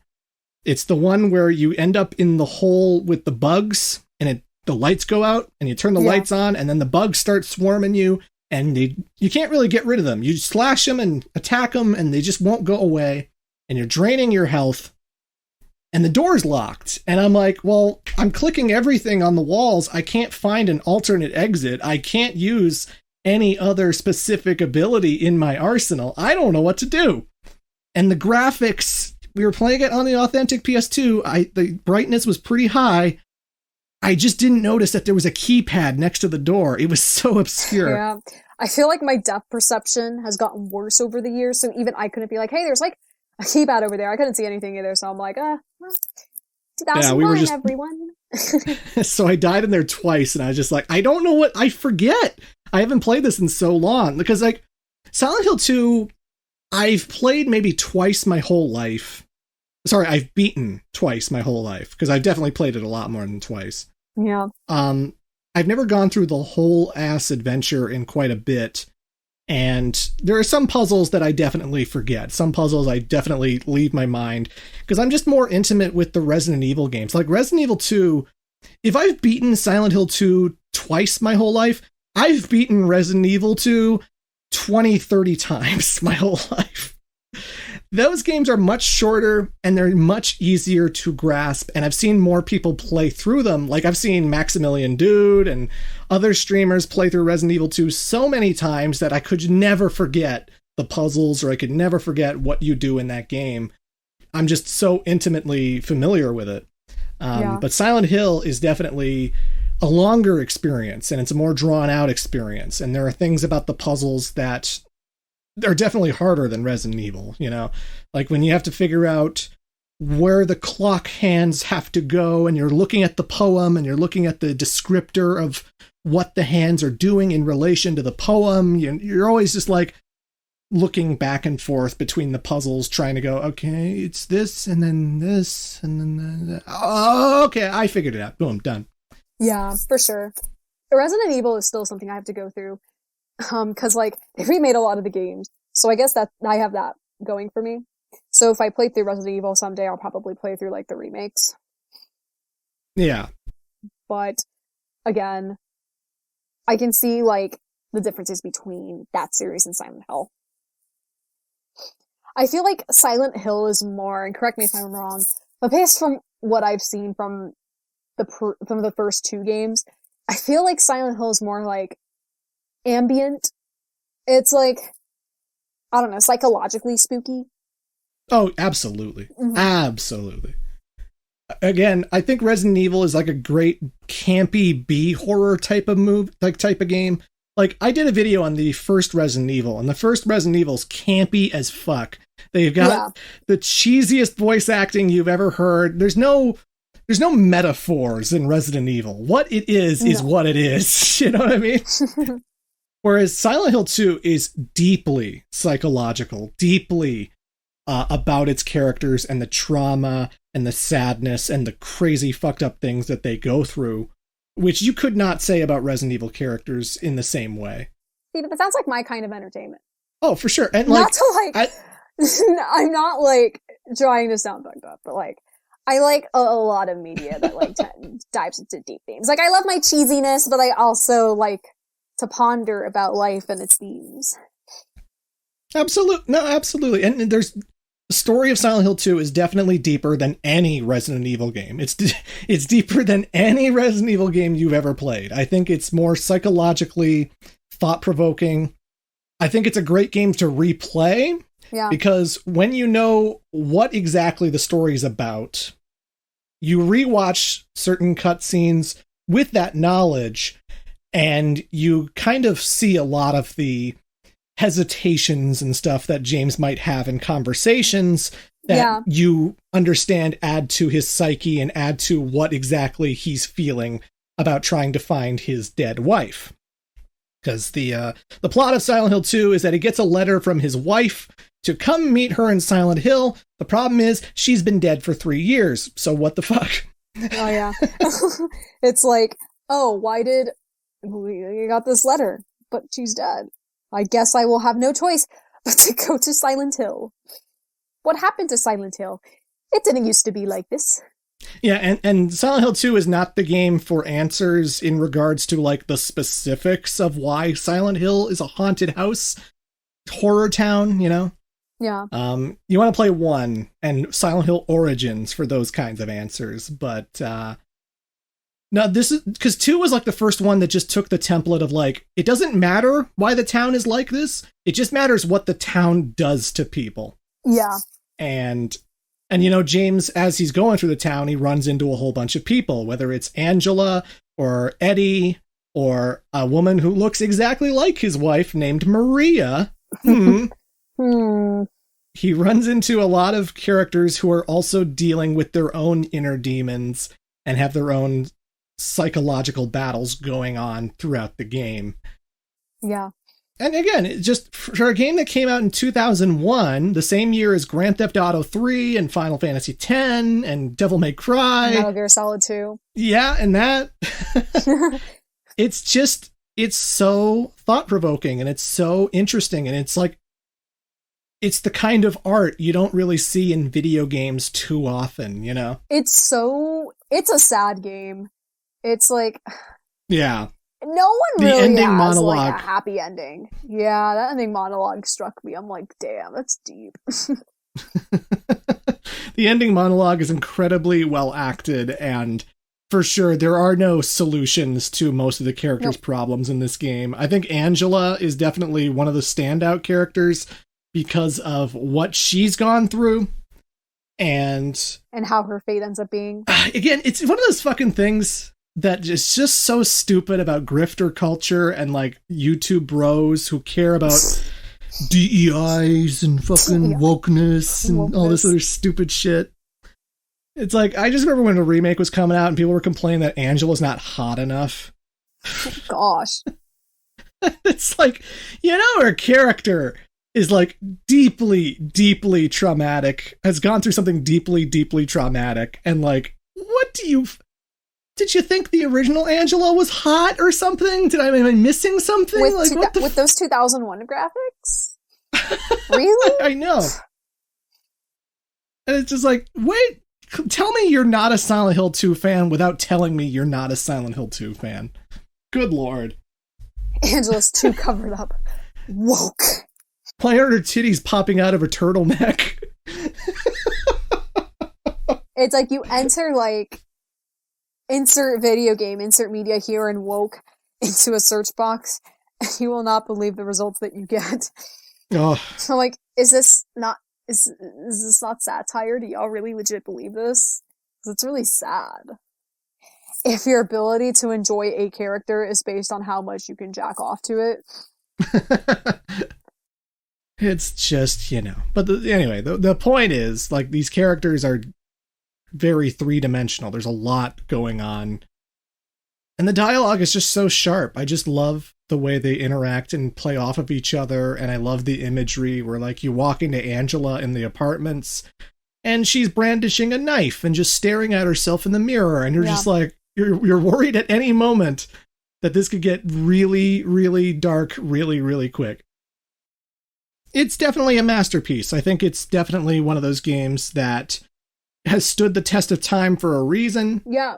At the same time, I've never objected to the idea of making a remake, because I'm not one of those hardcore purist Silent Hill fans who thinks that every single flaw in the game was actually intentional and it was always a masterpiece and there's nothing wrong with Silent Hill 2. I think there are some pacing issues with it. I do think that the voice acting, look, it's good most of the time. Again, I gushed about that ending monologue, but, you know, sometimes, James's inflection is kind of goofy. And the way he responds to the horrors around him is just a little casual. That's all. Yeah. I can't say too much without spoiling because I don't know how many people have played this game, but like, and especially now that it's out again. Yeah. So if you're playing the remake, I don't want to spoil anything that happens like at the end or anything, but it was very impactful, and based on reviews that I've seen, you'll still get the original impact that the 2001 version did. So yeah, that was my experience with Silent Hill 2. I liked it. It was fun. Not fun. Yeah. Fun's not the right word. It's just spooky. Thought-provoking. And did you listen to the soundtrack when you got home? I did. And do you love that soundtrack now? I do love that soundtrack. I was either listening to, for the week after I got home, I was either listening to the Silent Hill soundtrack or Oasis. So, you're listening to Champagne Supernova, and then suddenly you just listen to white noise. See, what we need are Oasis and Silent Hill mashup songs. We need those songs to mix. I don't know how you'd mix the two. Oh, someone will find a way. Someone in our audience will do it. I'm sure of it. Oh my gosh. Could you imagine Liam in Silent Hill? No, that sounds like the best shit post ever. Oh my god, I actually need to see this now. He'd be like, what the fuck is this? You know what I mean, man? I can't do British. I can't do Irish, because he's more like Irish. He'd probably be like, what the fuck is this? The fucker, a person who looks like a straitjacket. What the fuck? Yeah, that's exactly what he would say. A pair of legs on another pair of legs. What? I don't think he'd be spooked by Silent Hill. I think he would spook Silent Hill back. Oh. Pyramid Head would be running from him. Yes, actually. The band broke up because he threw a plum at his brother, so... That's the deep psychological trauma he has to work his way through in Silent Hill. I mean, there's more than that, but you'd have to read through the lore. The lore gets pretty crazy. Oh, boy. But that's like hours of Wikipedia dives that I've done. Not that I have to talk about it right now. It's not like I have hundreds of tweets bookmarked on my Twitter about this subject. Let's move on. Let's move on. Let's move on.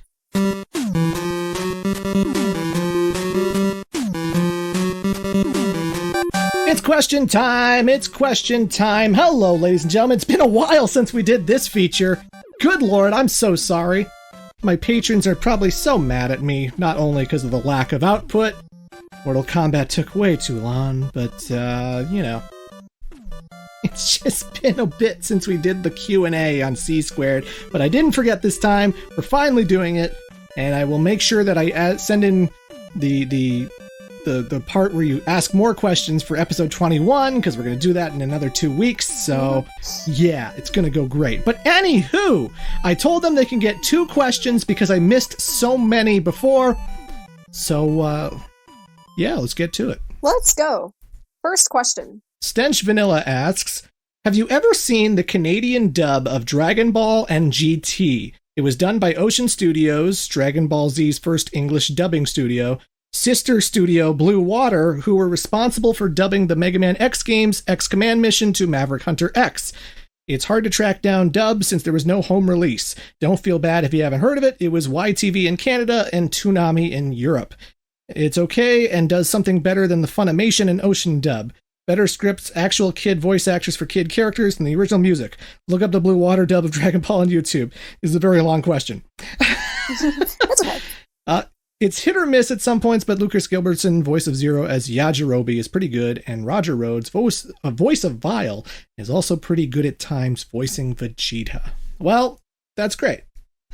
I probably saw the Ocean dub because I am a Canadian, and I did watch Dragon Ball on YTV. In fact, I remember the Canadian intro, which I still love singing to annoy Caro to this day. Oh, please, no.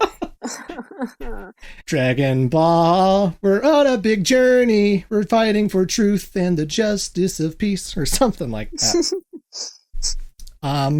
I don't remember much about it because, like, if I'm watching Dragon Ball nowadays, it's probably the official release with Sean Schemmel and stuff. But I'm sure it was fine. I'm sure I had no problem with it. You know, it's just one of those things. Like you said, there's no home release, so you know, I'm just going to be used to the Sean Schemmel stuff because that's what everyone knows. As someone who grew up in the United States, it's really interesting because, like, we got the Ocean dub, if I recall correctly, first. Like, when it first came to the States, that's what aired on Toonami. But then, like, it would run up to, they would get to Namek, and then it would restart, if I am remembering correctly. But all of a sudden, they got the Funimation cast to do Dragon Ball Z, and that's what ended up airing, like, 99 onwards, and that's when I started watching the show, because it must have been, like, 2000 when I started watching Dragon Ball Z. So I've never seen the Ocean dub, but I know it's aired in the States.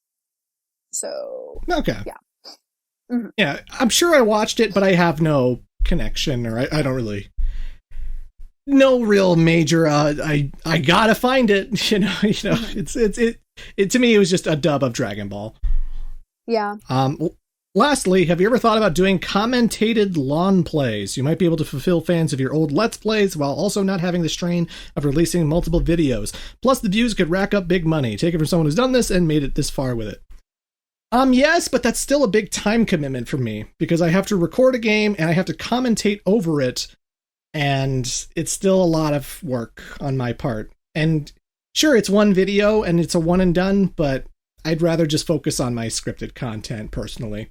So, no plans to do commentated lawn plays in the future. I don't play video games for YouTube, so no. Thanks for the question.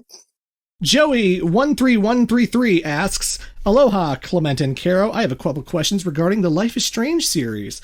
1. What are both of your thoughts on the entire series as of right now, including Double Exposure as it is close to releasing? Or already out, depending on when you answer this. Life is Strange, the first one, is one of my favorite games of all time. I love that first game so much. I love the themes. I love the characters. It's such an impactful story to me. So, obviously, I'm excited for Double Exposure to continue, like, Max's arc. Yeah. Life is Strange 2... I played Life is Strange 2 during a really awkward, like, time of my life. Because, like, it came out in 2018, but I was unemployed at the time and I just graduated college. So, like, I couldn't keep up with the episodes as much as I could because of money reasons. And I also moved to Philly too, but I moved to Philly without my PS4. So I've played Life is Strange 2 in chunks and pieces. And it's something like, I did go back to it like earlier this year actually, but then life got in the way and I had to figure out the moving stuff. And I still want to go back to that game to, you know, finally complete it. But I liked what I played of it. And then, True Colors I liked a lot. Yeah. I really related to the story of that game, personally. I would say that the first game is definitely my favorite. It's probably in my top 25 games ever of all time. I do want to make a video about it one day. I actually love Before the Storm. I think Before the Storm is a fantastic prequel. How could I forget Before the Storm? I love that one. It's a fantastic prequel, and it's one of those great prequels where, like, it doesn't spoil anything about the original game. No. So if you do play them in chronological order, you're still going to be confused as to what happened to Rachel and what's up with Nathan, and because the prequel doesn't reveal those. It doesn't reveal who the bad guy is, let's say, of the first game. And at the same time, if you have played the original, like I did when I went into Before the Storm, you'll get some of the hints that they throw at you. It's like, oh, well, they're foreshadowing this. So it doesn't really matter what experience you have with Life is Strange, even before jumping into Before the Storm. Plus, the music in those games are, like, amazing. I adore the music in both those like, games. Ambient and so, like, it's got a vibe. The way Life is Strange 2 Episode 3 ends, I love that song and I love that last image. I've always said that if I were to write an original story with, like, characters that, like, I don't know, fall in love or experience life, I would use a vibe similar to Life is Strange. Yeah. Mm-hmm. Life is Strange 2 is a very important game. I think that it's definitely meaningful, and it definitely has a great message. It's a very different vibe. I feel like Life is Strange has a lot of nostalgia, and you spend so much time in the same place interacting with the same characters. The only thing about Life is Strange 2 is that every episode you're in a new place with new characters, and you don't really see too many returning characters a lot in that game, so you don't really have enough time to get into the side characters. But the relationship between those brothers and the overall theme of what they have to go through in order to get to the border is definitely powerful. And I think the ending is really great. Yeah, and I really want to go back and play through it because, like, I even felt the themes even more when I played through episode 1 earlier over the summer. Because, like, I had just gone to Peru. I visited family. Family's been a really big thing for me this year. So I really felt more of the gut punches when it comes to that. So I'll probably cry at the end or something. But, yeah. Yeah. And True Colors was definitely closer to the original game. I like that it has unique emotion-based power. I love the middle of the game where they do this little LARP. I don't want to spoil anything about the LARP, but that segment was really, really great. And it was fantastic. I genuinely like every single game. There hasn't been a Life is Strange game that has disappointed me or anything. And from what people are saying about Double Exposure, it's been pretty good so far. If you got it early access. So far, so good. You know, and I'm excited to see an older Max Caulfield. I'm excited to see her as an adult and not as a teenager for once. And just all of the things that she went through in the first game informing her character for this next one. I'm excited. I can't wait to play it. It comes out very, very soon. Secondly, this one is geared more towards Clement, but you made a 6 to 7 hour podcast on Life is Strange 1 back when its final episode released, but I can't seem to find it on YouTube anymore. Did you delete it or did it get taken down for some reason? By the way, you said in that podcast you wanted to see another game where Max was in her 20s, pursuing her photography career. Now we have Double Exposure. Well, there you go. Look at that. I deleted it because I just felt like there was no script with that one. I was literally just rambling into a microphone for 7 hours. And I think 6 or 7 hours is overkill, personally. I deleted it because I just felt like it went on too long. And I figured when I started doing video essays, I'm going to make a video about it anyway. One that is less than an hour long. So I'll definitely get to doing a Life is Strange video one day. And it doesn't exist in any form. I didn't save it. So unfortunately, that podcast is gone. But I think it rambles anyway. So I don't... I know people liked it, but I don't have it. Connor Merritt asks, hello, Clement and Caro. Hope you're having a great day. My first question is, what are your thoughts on the Final Fantasy VII Rebirth? And second, what DLC would you like to see for FF7 Rebirth if they release any at all? As always, enjoyed your content and have a great day. Well, we did talk about Final Fantasy VII Rebirth a few episodes ago, so we have talked about it on this podcast, but short version, I enjoyed it quite a bit. I still think the ending sucks. Well, that sucks. Sucks is a strong word. I think the ending is not as good as the rest of the game. But the highs are so high with every single set piece. I loved the whole entire journey. It's my game of the year right now. It is also my game of the year. I think it does everything perfectly. It's a nice continuation of the first game. I'm more of a fan of the ending than you are, and I've explained my reasons to you. Personally, with me, I think it makes sense for, like, a trilogy. It's like, we don't have the answers right now, but, like, you know, the third game will answer that, hopefully. I hope this ages well. I hope it sticks the landing. But yeah. I thought it was more intriguing than, like, But yeah. Love it, love it, love it. As for DLC, I don't know. I'm just looking forward to part 3. I don't know what DLC you could make other than, like, here's Vincent's side adventure when he was a Turk. I don't know what you do with the DLC. I want to play more Sephiroth. Oh, boy. But thank you for the questions. Robert Boy Genius asks, does Caro have any wrestling OCs or any OCs in general, and who is the better cook between the two of you? So, I don't have any wrestling OCs, but I will tell you that when I played SmackDown versus Raw in 2007 all the time as a kid, I actually made Sonic and Tails into wrestlers, as in like, I took the male wrestler and painted him blue, and they took the other one and painted him orange, and I called them Sonic and Tails. And in general manager mode, I booked them against DX in a year-long feud that culminated in a Hell in a Cell match at WrestleMania, where DX were the heels throughout the year, and they were the tag team champions. And not only did that match get 5 stars in the main event, but Sonic and Tails took the titles from DX. Oh my god. Yeah. So that's the extent of like original characters, and I'm proud of that.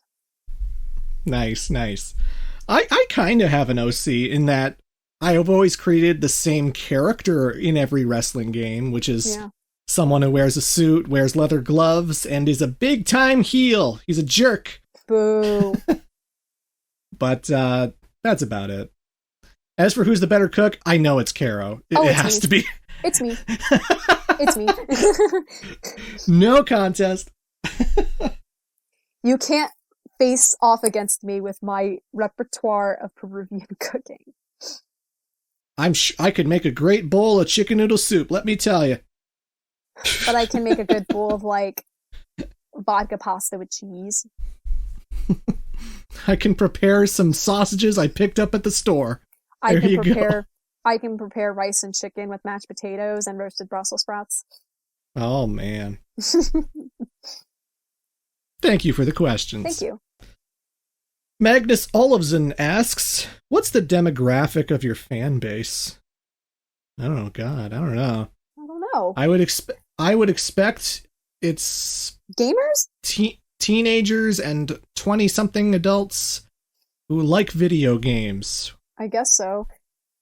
If you're 30 plus, let yourself be known in the comments. I don't think my videos are appropriate for kids who are like 5 to 10, because I do swear quite a bit in my videos. But I feel like if I was 11 or 12, I'd like watch your channel when my folks aren't looking. Because I know I did that with YouTube Poops when I was a kid. Yeah. And I'm sure a 7-year-old's watched my Galgun video at some point. I hope not. I'm sorry, kid. I'm sorry. It had a Mega Man connection, and it was a big pervert game, and I had to see. But number 2, what's your relationship with games today? Still enjoying, or are you more like a lore master and like to keep track of things like that? Love you, man. Take care. Aww. Oh, I'm gonna go to my grave as a gamer. You know? Yeah, you are. I don't see myself ever falling out of love with video games, because I'm not one of those personalities who's like, gaming was so much better 20 years ago, 30 years ago. Like, dudes, right now I am making a video on the 7th generation, the Xbox 360, and I fucking adore the library of those games. I adore so many of the games that came out during that period, just as I adore so many games that have come out recently, like FF7 Rebirth or Astro Bot or something. Like, I love video games, and sometimes they're derivative, sometimes they're repetitive, but they're never dull, and they're never... No. There's always something about these games I'm always going to love. I'm always excited for something new. Like, I can't wait to play friggin' Life is Strange. I can't wait to play Shadow Generations. I can't wait to play the rest of Metaphor, because I'm enjoying Metaphor right now. That game's fucking great. We'll be here when Final Fantasy 20 comes out. Yeah. I will be an old man, and I'll still be into this because I was into this ever since I was 5 years old. Like, I'll never get tired of video games. I put too much of my whole entire life into this hobby because I just adore this, and I feel like I'm just born at the perfect time of life where video games are so special, and I'm just privileged to have experienced it, frankly. Mm-hmm. So yeah, I love them. We'll always love video games. Yes. Kelly Elfson asks, among the various nuts, peanuts, walnuts, cashews, etc., which ones are your favorite? I like almonds. It's pretty good. I like almonds in my chocolate. I like almond milk. Like when I go to a coffee shop and ask for like coffee or tea, a lot of the time I'm going to ask for almond milk. Just because I think it tastes better than regular milk. So, almond. That is my answer. And I'll just say peanuts. I find I often buy like salted peanuts and barbecue peanuts whenever I want some kind of snack, and they're easy and they're nice and delicious. So yeah, I'm a peanuts guy. Basic answer, I know. Yeah. Number 2, what's a game you really wanted to love but couldn't for whatever reason? I think pretty much any Dark Souls game. Yeah.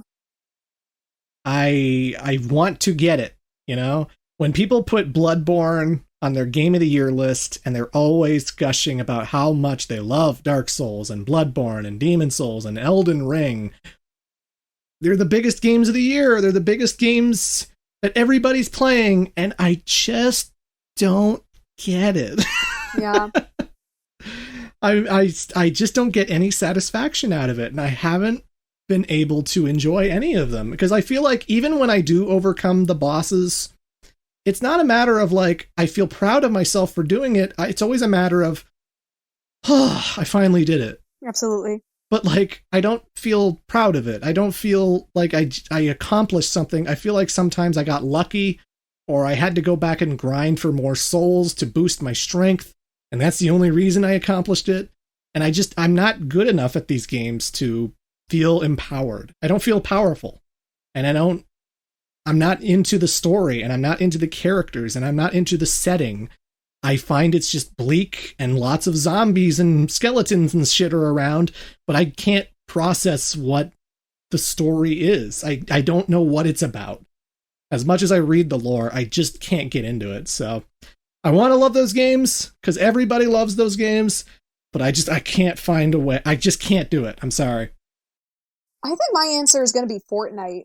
Because, like, Fortnite gets a lot of cool cameos. Like, they got Naruto, they got WWE, they got, like, a lot of these fictional characters. And even real characters and real people, too. Like, it's so obvious that, like, Fortnite is just so ingrained in pop culture now. I just don't play battle royales in general. I played Fortnite a couple times, like, right when it was coming out. And I guess that was fun, but, like, it's not something I would go back to regularly. Yeah. But thank you for the questions. Thank you. Kari Renee Rose asks, Aloha, Clement and Caro. As always, it's that time again. Hopefully you both are doing well. If so, great. If not, hopefully things get better. As for my 2 questions, number 1, what are some RPGs you guys would consider underrated and should be recommended? I'm trying to branch out of my comfort zone. Definitely Suikoden 1 and 2. Those are very underrated. Luckily, those games are getting a remaster soon, so people will finally understand what makes those games so good. Phantasy Star 4. Phantasy Stars 1 through 3 are pretty but 4, that's like the first time like anyone can enjoy that game. 4 is great. Yeah. And those are my answers. It's kind of a weird answer I'm gonna give, but Digimon World 3. Which is weird because, like, you think it's like it's the 3rd game in the series, and you think you would have to follow like some sort of plot line, but no, the first 3 Digimon World games are wildly different from each other. The 3rd game just happens to be an RPG, and yeah, it can get grindy, but like, I love the environment of it. I love the music. I think legitimately Digimon World 3 has one of the best soundtracks on the PS1, which you wouldn't think, but it does. Let's see.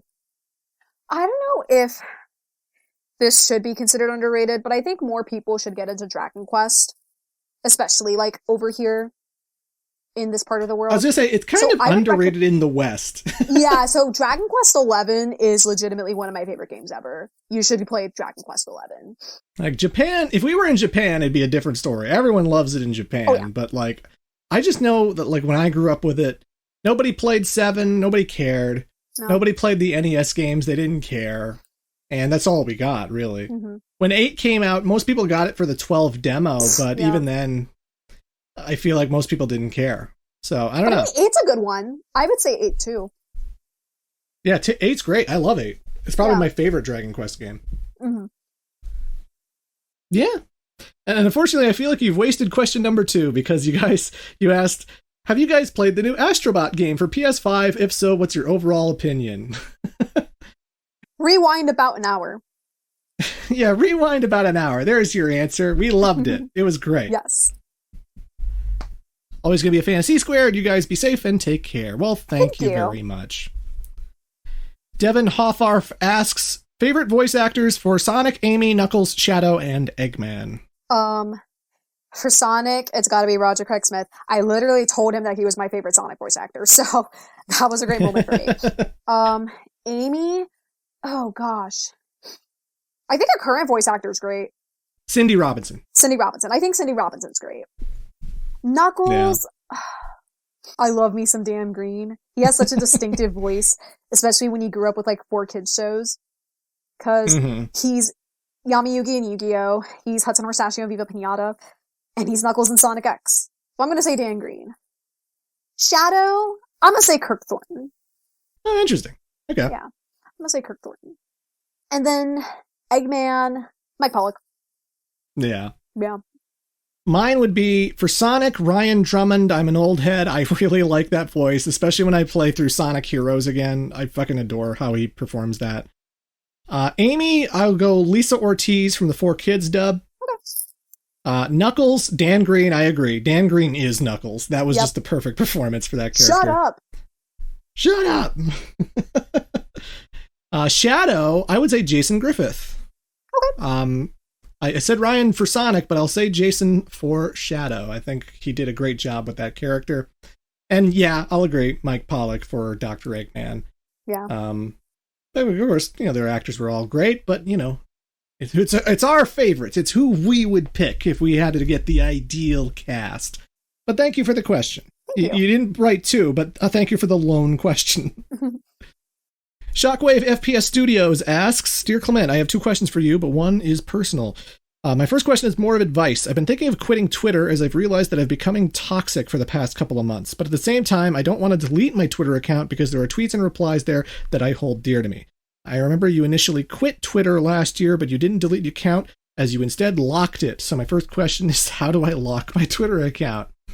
First, just go into settings, go into privacy and safety, and then there's a tag, audience, media, and tagging. When you go in there, there's an option to protect your posts. You just click that, and you've got a private account. So, yeah. Very odd question. I wasn't expecting that for a C-squared, but all right. My second question is an actual question. You used to make Let's Plays, you've done retrospective videos, and nowadays you've been making more lore videos and podcasts, but have you ever considered doing rewrites on video games, as in making videos where you rewrite a game that you feel is crap, like Sonic 06 or Final Fantasy 13? No, and that's only because I don't want to be presumptuous, and I don't want to pretend that I'm this great writer or that I have better ideas than the things I'm criticizing. I only try to correct what I think I don't like. I only just say I don't like certain elements of this game, But like rewriting Sonic 06 to be a completely different game, I mean, that's a big effort. And I don't know. I just feel like there's a lot of things I would do differently about the entire story. But I don't even know where to begin. I don't even know where to begin because I don't want to tell that story. You know what I mean? I know where to begin. Don't make it. Don't make 06. Problem solved. We did it. Well, shit, that's not helpful, Caro. That's not helpful. Final Fantasy 13, I would tell it in order. How's that? I would tell it chronologically. I think that's how I would rewrite that game. And also I would try to eliminate the terminology so that it's a little simpler to understand. Yeah. Like how Final Fantasy VII did when they had the word fascists in it. Like, obviously, fascism, the word is rooted in human mythology from our real world, but, sometimes you might have to edit that out words. You might have to edit that out for a more casual audience. Yeah, I don't want to assume that I'm so much better than writers. Like, I am not one of those guys who treats Pontac and Graf like the two worst fucking people in the world because they made a few jokes I didn't find funny. Like, okay, but I still think they're better writers than I am. Yeah. They can't be that bad. Their writing style inspired one of my college essays. I mean, can't be that bad. But yeah, not for me. I'm not rewriting games. But thank you for the question. Thank you. And finally, we have Timur Rahman, who asks, 1, what is your thoughts on the Sonic series post you finishing doing Let's Plays of the games? Frontiers is great. I put it in my top 10 favorite Sonic games ever of all time. Mm-hmm. Superstars is not as good as Mania. I think the main campaign's good. I think the other campaigns like Trips and the Super Sonic fights suck. Straight up suck. They suck. Oof. Trips campaign sucks. That Super Sonic fight sucks. I'm sorry. That Super Sonic fight probably might be the worst Super Sonic fight I've ever seen in any Sonic game. But, you know. Damn. Sonic Origins Plus is not my go-to if I want to play the original Sonic games. I think I would still stick with Sonic Mega Collection or the Sega Ages versions of Sonic 1 and 2 on Switch, because those are like one-to-one as perfect as it gets for those two games. Mm-hmm. Yeah, I'd go to Mega Collection, but yeah. I think Sonic is in a really good place. I think it's in the best place it's been in like a decade and a half, or at least since I was a kid, because like you have the sense now that Sonic Team is finally listening to the fans on how Sonic should be portrayed, you know, and like there's a balance between like obviously appealing to a kid audience while also keeping the interest of older fans in mind, and I think they've done a great job balancing that, because I just think that's important to keep in mind. And with the movies coming out and the games being great, and the reception that all the promotional material for Shadow Generations has gotten, especially with the Dark Beginnings animation, like, Sonic is in a fantastic place. Sonic is good again. I'm going to say that. Sonic is good again. Number 2, favorite wrestling match of this year so far? Oh, that's an easy one for me. It's Cody Roman. Yeah. That easily my favorite match of the year. I mean, we were both there. We were in the audience when that we were happened. at WrestleMania. Yeah. We talked about it 2 podcasts ago. Yep, we were there. So if you want to hear more about our reactions to it, there's that episode. But really, it's a nice culmination of a 2-year storyline. It's just, from a fan perspective, it's incredible to see how much growth I've seen of Cody over the last 5 years, because we saw him go to AEW, become one of the EVPs, become a really great face, and then unfortunately go through some questionable decisions in terms of creative direction, to the point where, like, I wasn't even sure if he was ever going to revive his, like, popularity in AEW. Then he leaves. Then he goes to WWE. Absolutely smashes it there. Loses to Roman the previous year at Mania. And then comes back around with a lot of fan demand on site, because we thought The Rock and Roman was going to be the main event. And then just gets the championship. Like, you can't get any better than that. It was such a great story. And, like, the last 15 minutes of that match is legitimately some of the craziest stuff I've seen in WWE and in wrestling alone. It was, like, literally the equivalent of Avengers Endgame. Personally, I think I'll go with CM Punk and Drew McIntyre, Hell in a Cell at Bad Blood. I thought that was a really fun match. Very respectable choice. I had a lot of fun watching that one. Yeah, that would probably be like either my second or my third favorite match of the year. But yes, it was so much fun. But yeah, thank you for your questions. And that does it, ladies and gentlemen. We've answered so many questions. We had a jam-packed episode of C-Squared today, and I can't wait to talk about Metaphor and Life is Strange and all kinds of things 2 weeks from now. That'll be great. I agree. Ugh. It's been a while since we did this, but I feel good about it. I feel great as well. That was great. Like we said before, if you want to hear our thoughts in full detail, I would recommend going to Blue Sky, not Twitter, because it is the far superior social media site, and we want more people to just start using it. Can we just kill Twitter? Can we just destroy the website and have Elon's legacy burn? We can't kill Twitter we can't kill Twitter until Liam moves the Blue Sky. When Liam moves the Blue Sky, I'm killing Twitter. Okay, Liam from Oasis, get your ass over to Blue Sky. What are you doing? I don't think he even knows what Blue Sky is. But, yeah. Probably not. But yeah, thank you for listening. As always, I am the Great Clement. And I am Caro. Thanks for listening. We shall see you next time. Bye-bye. Bye.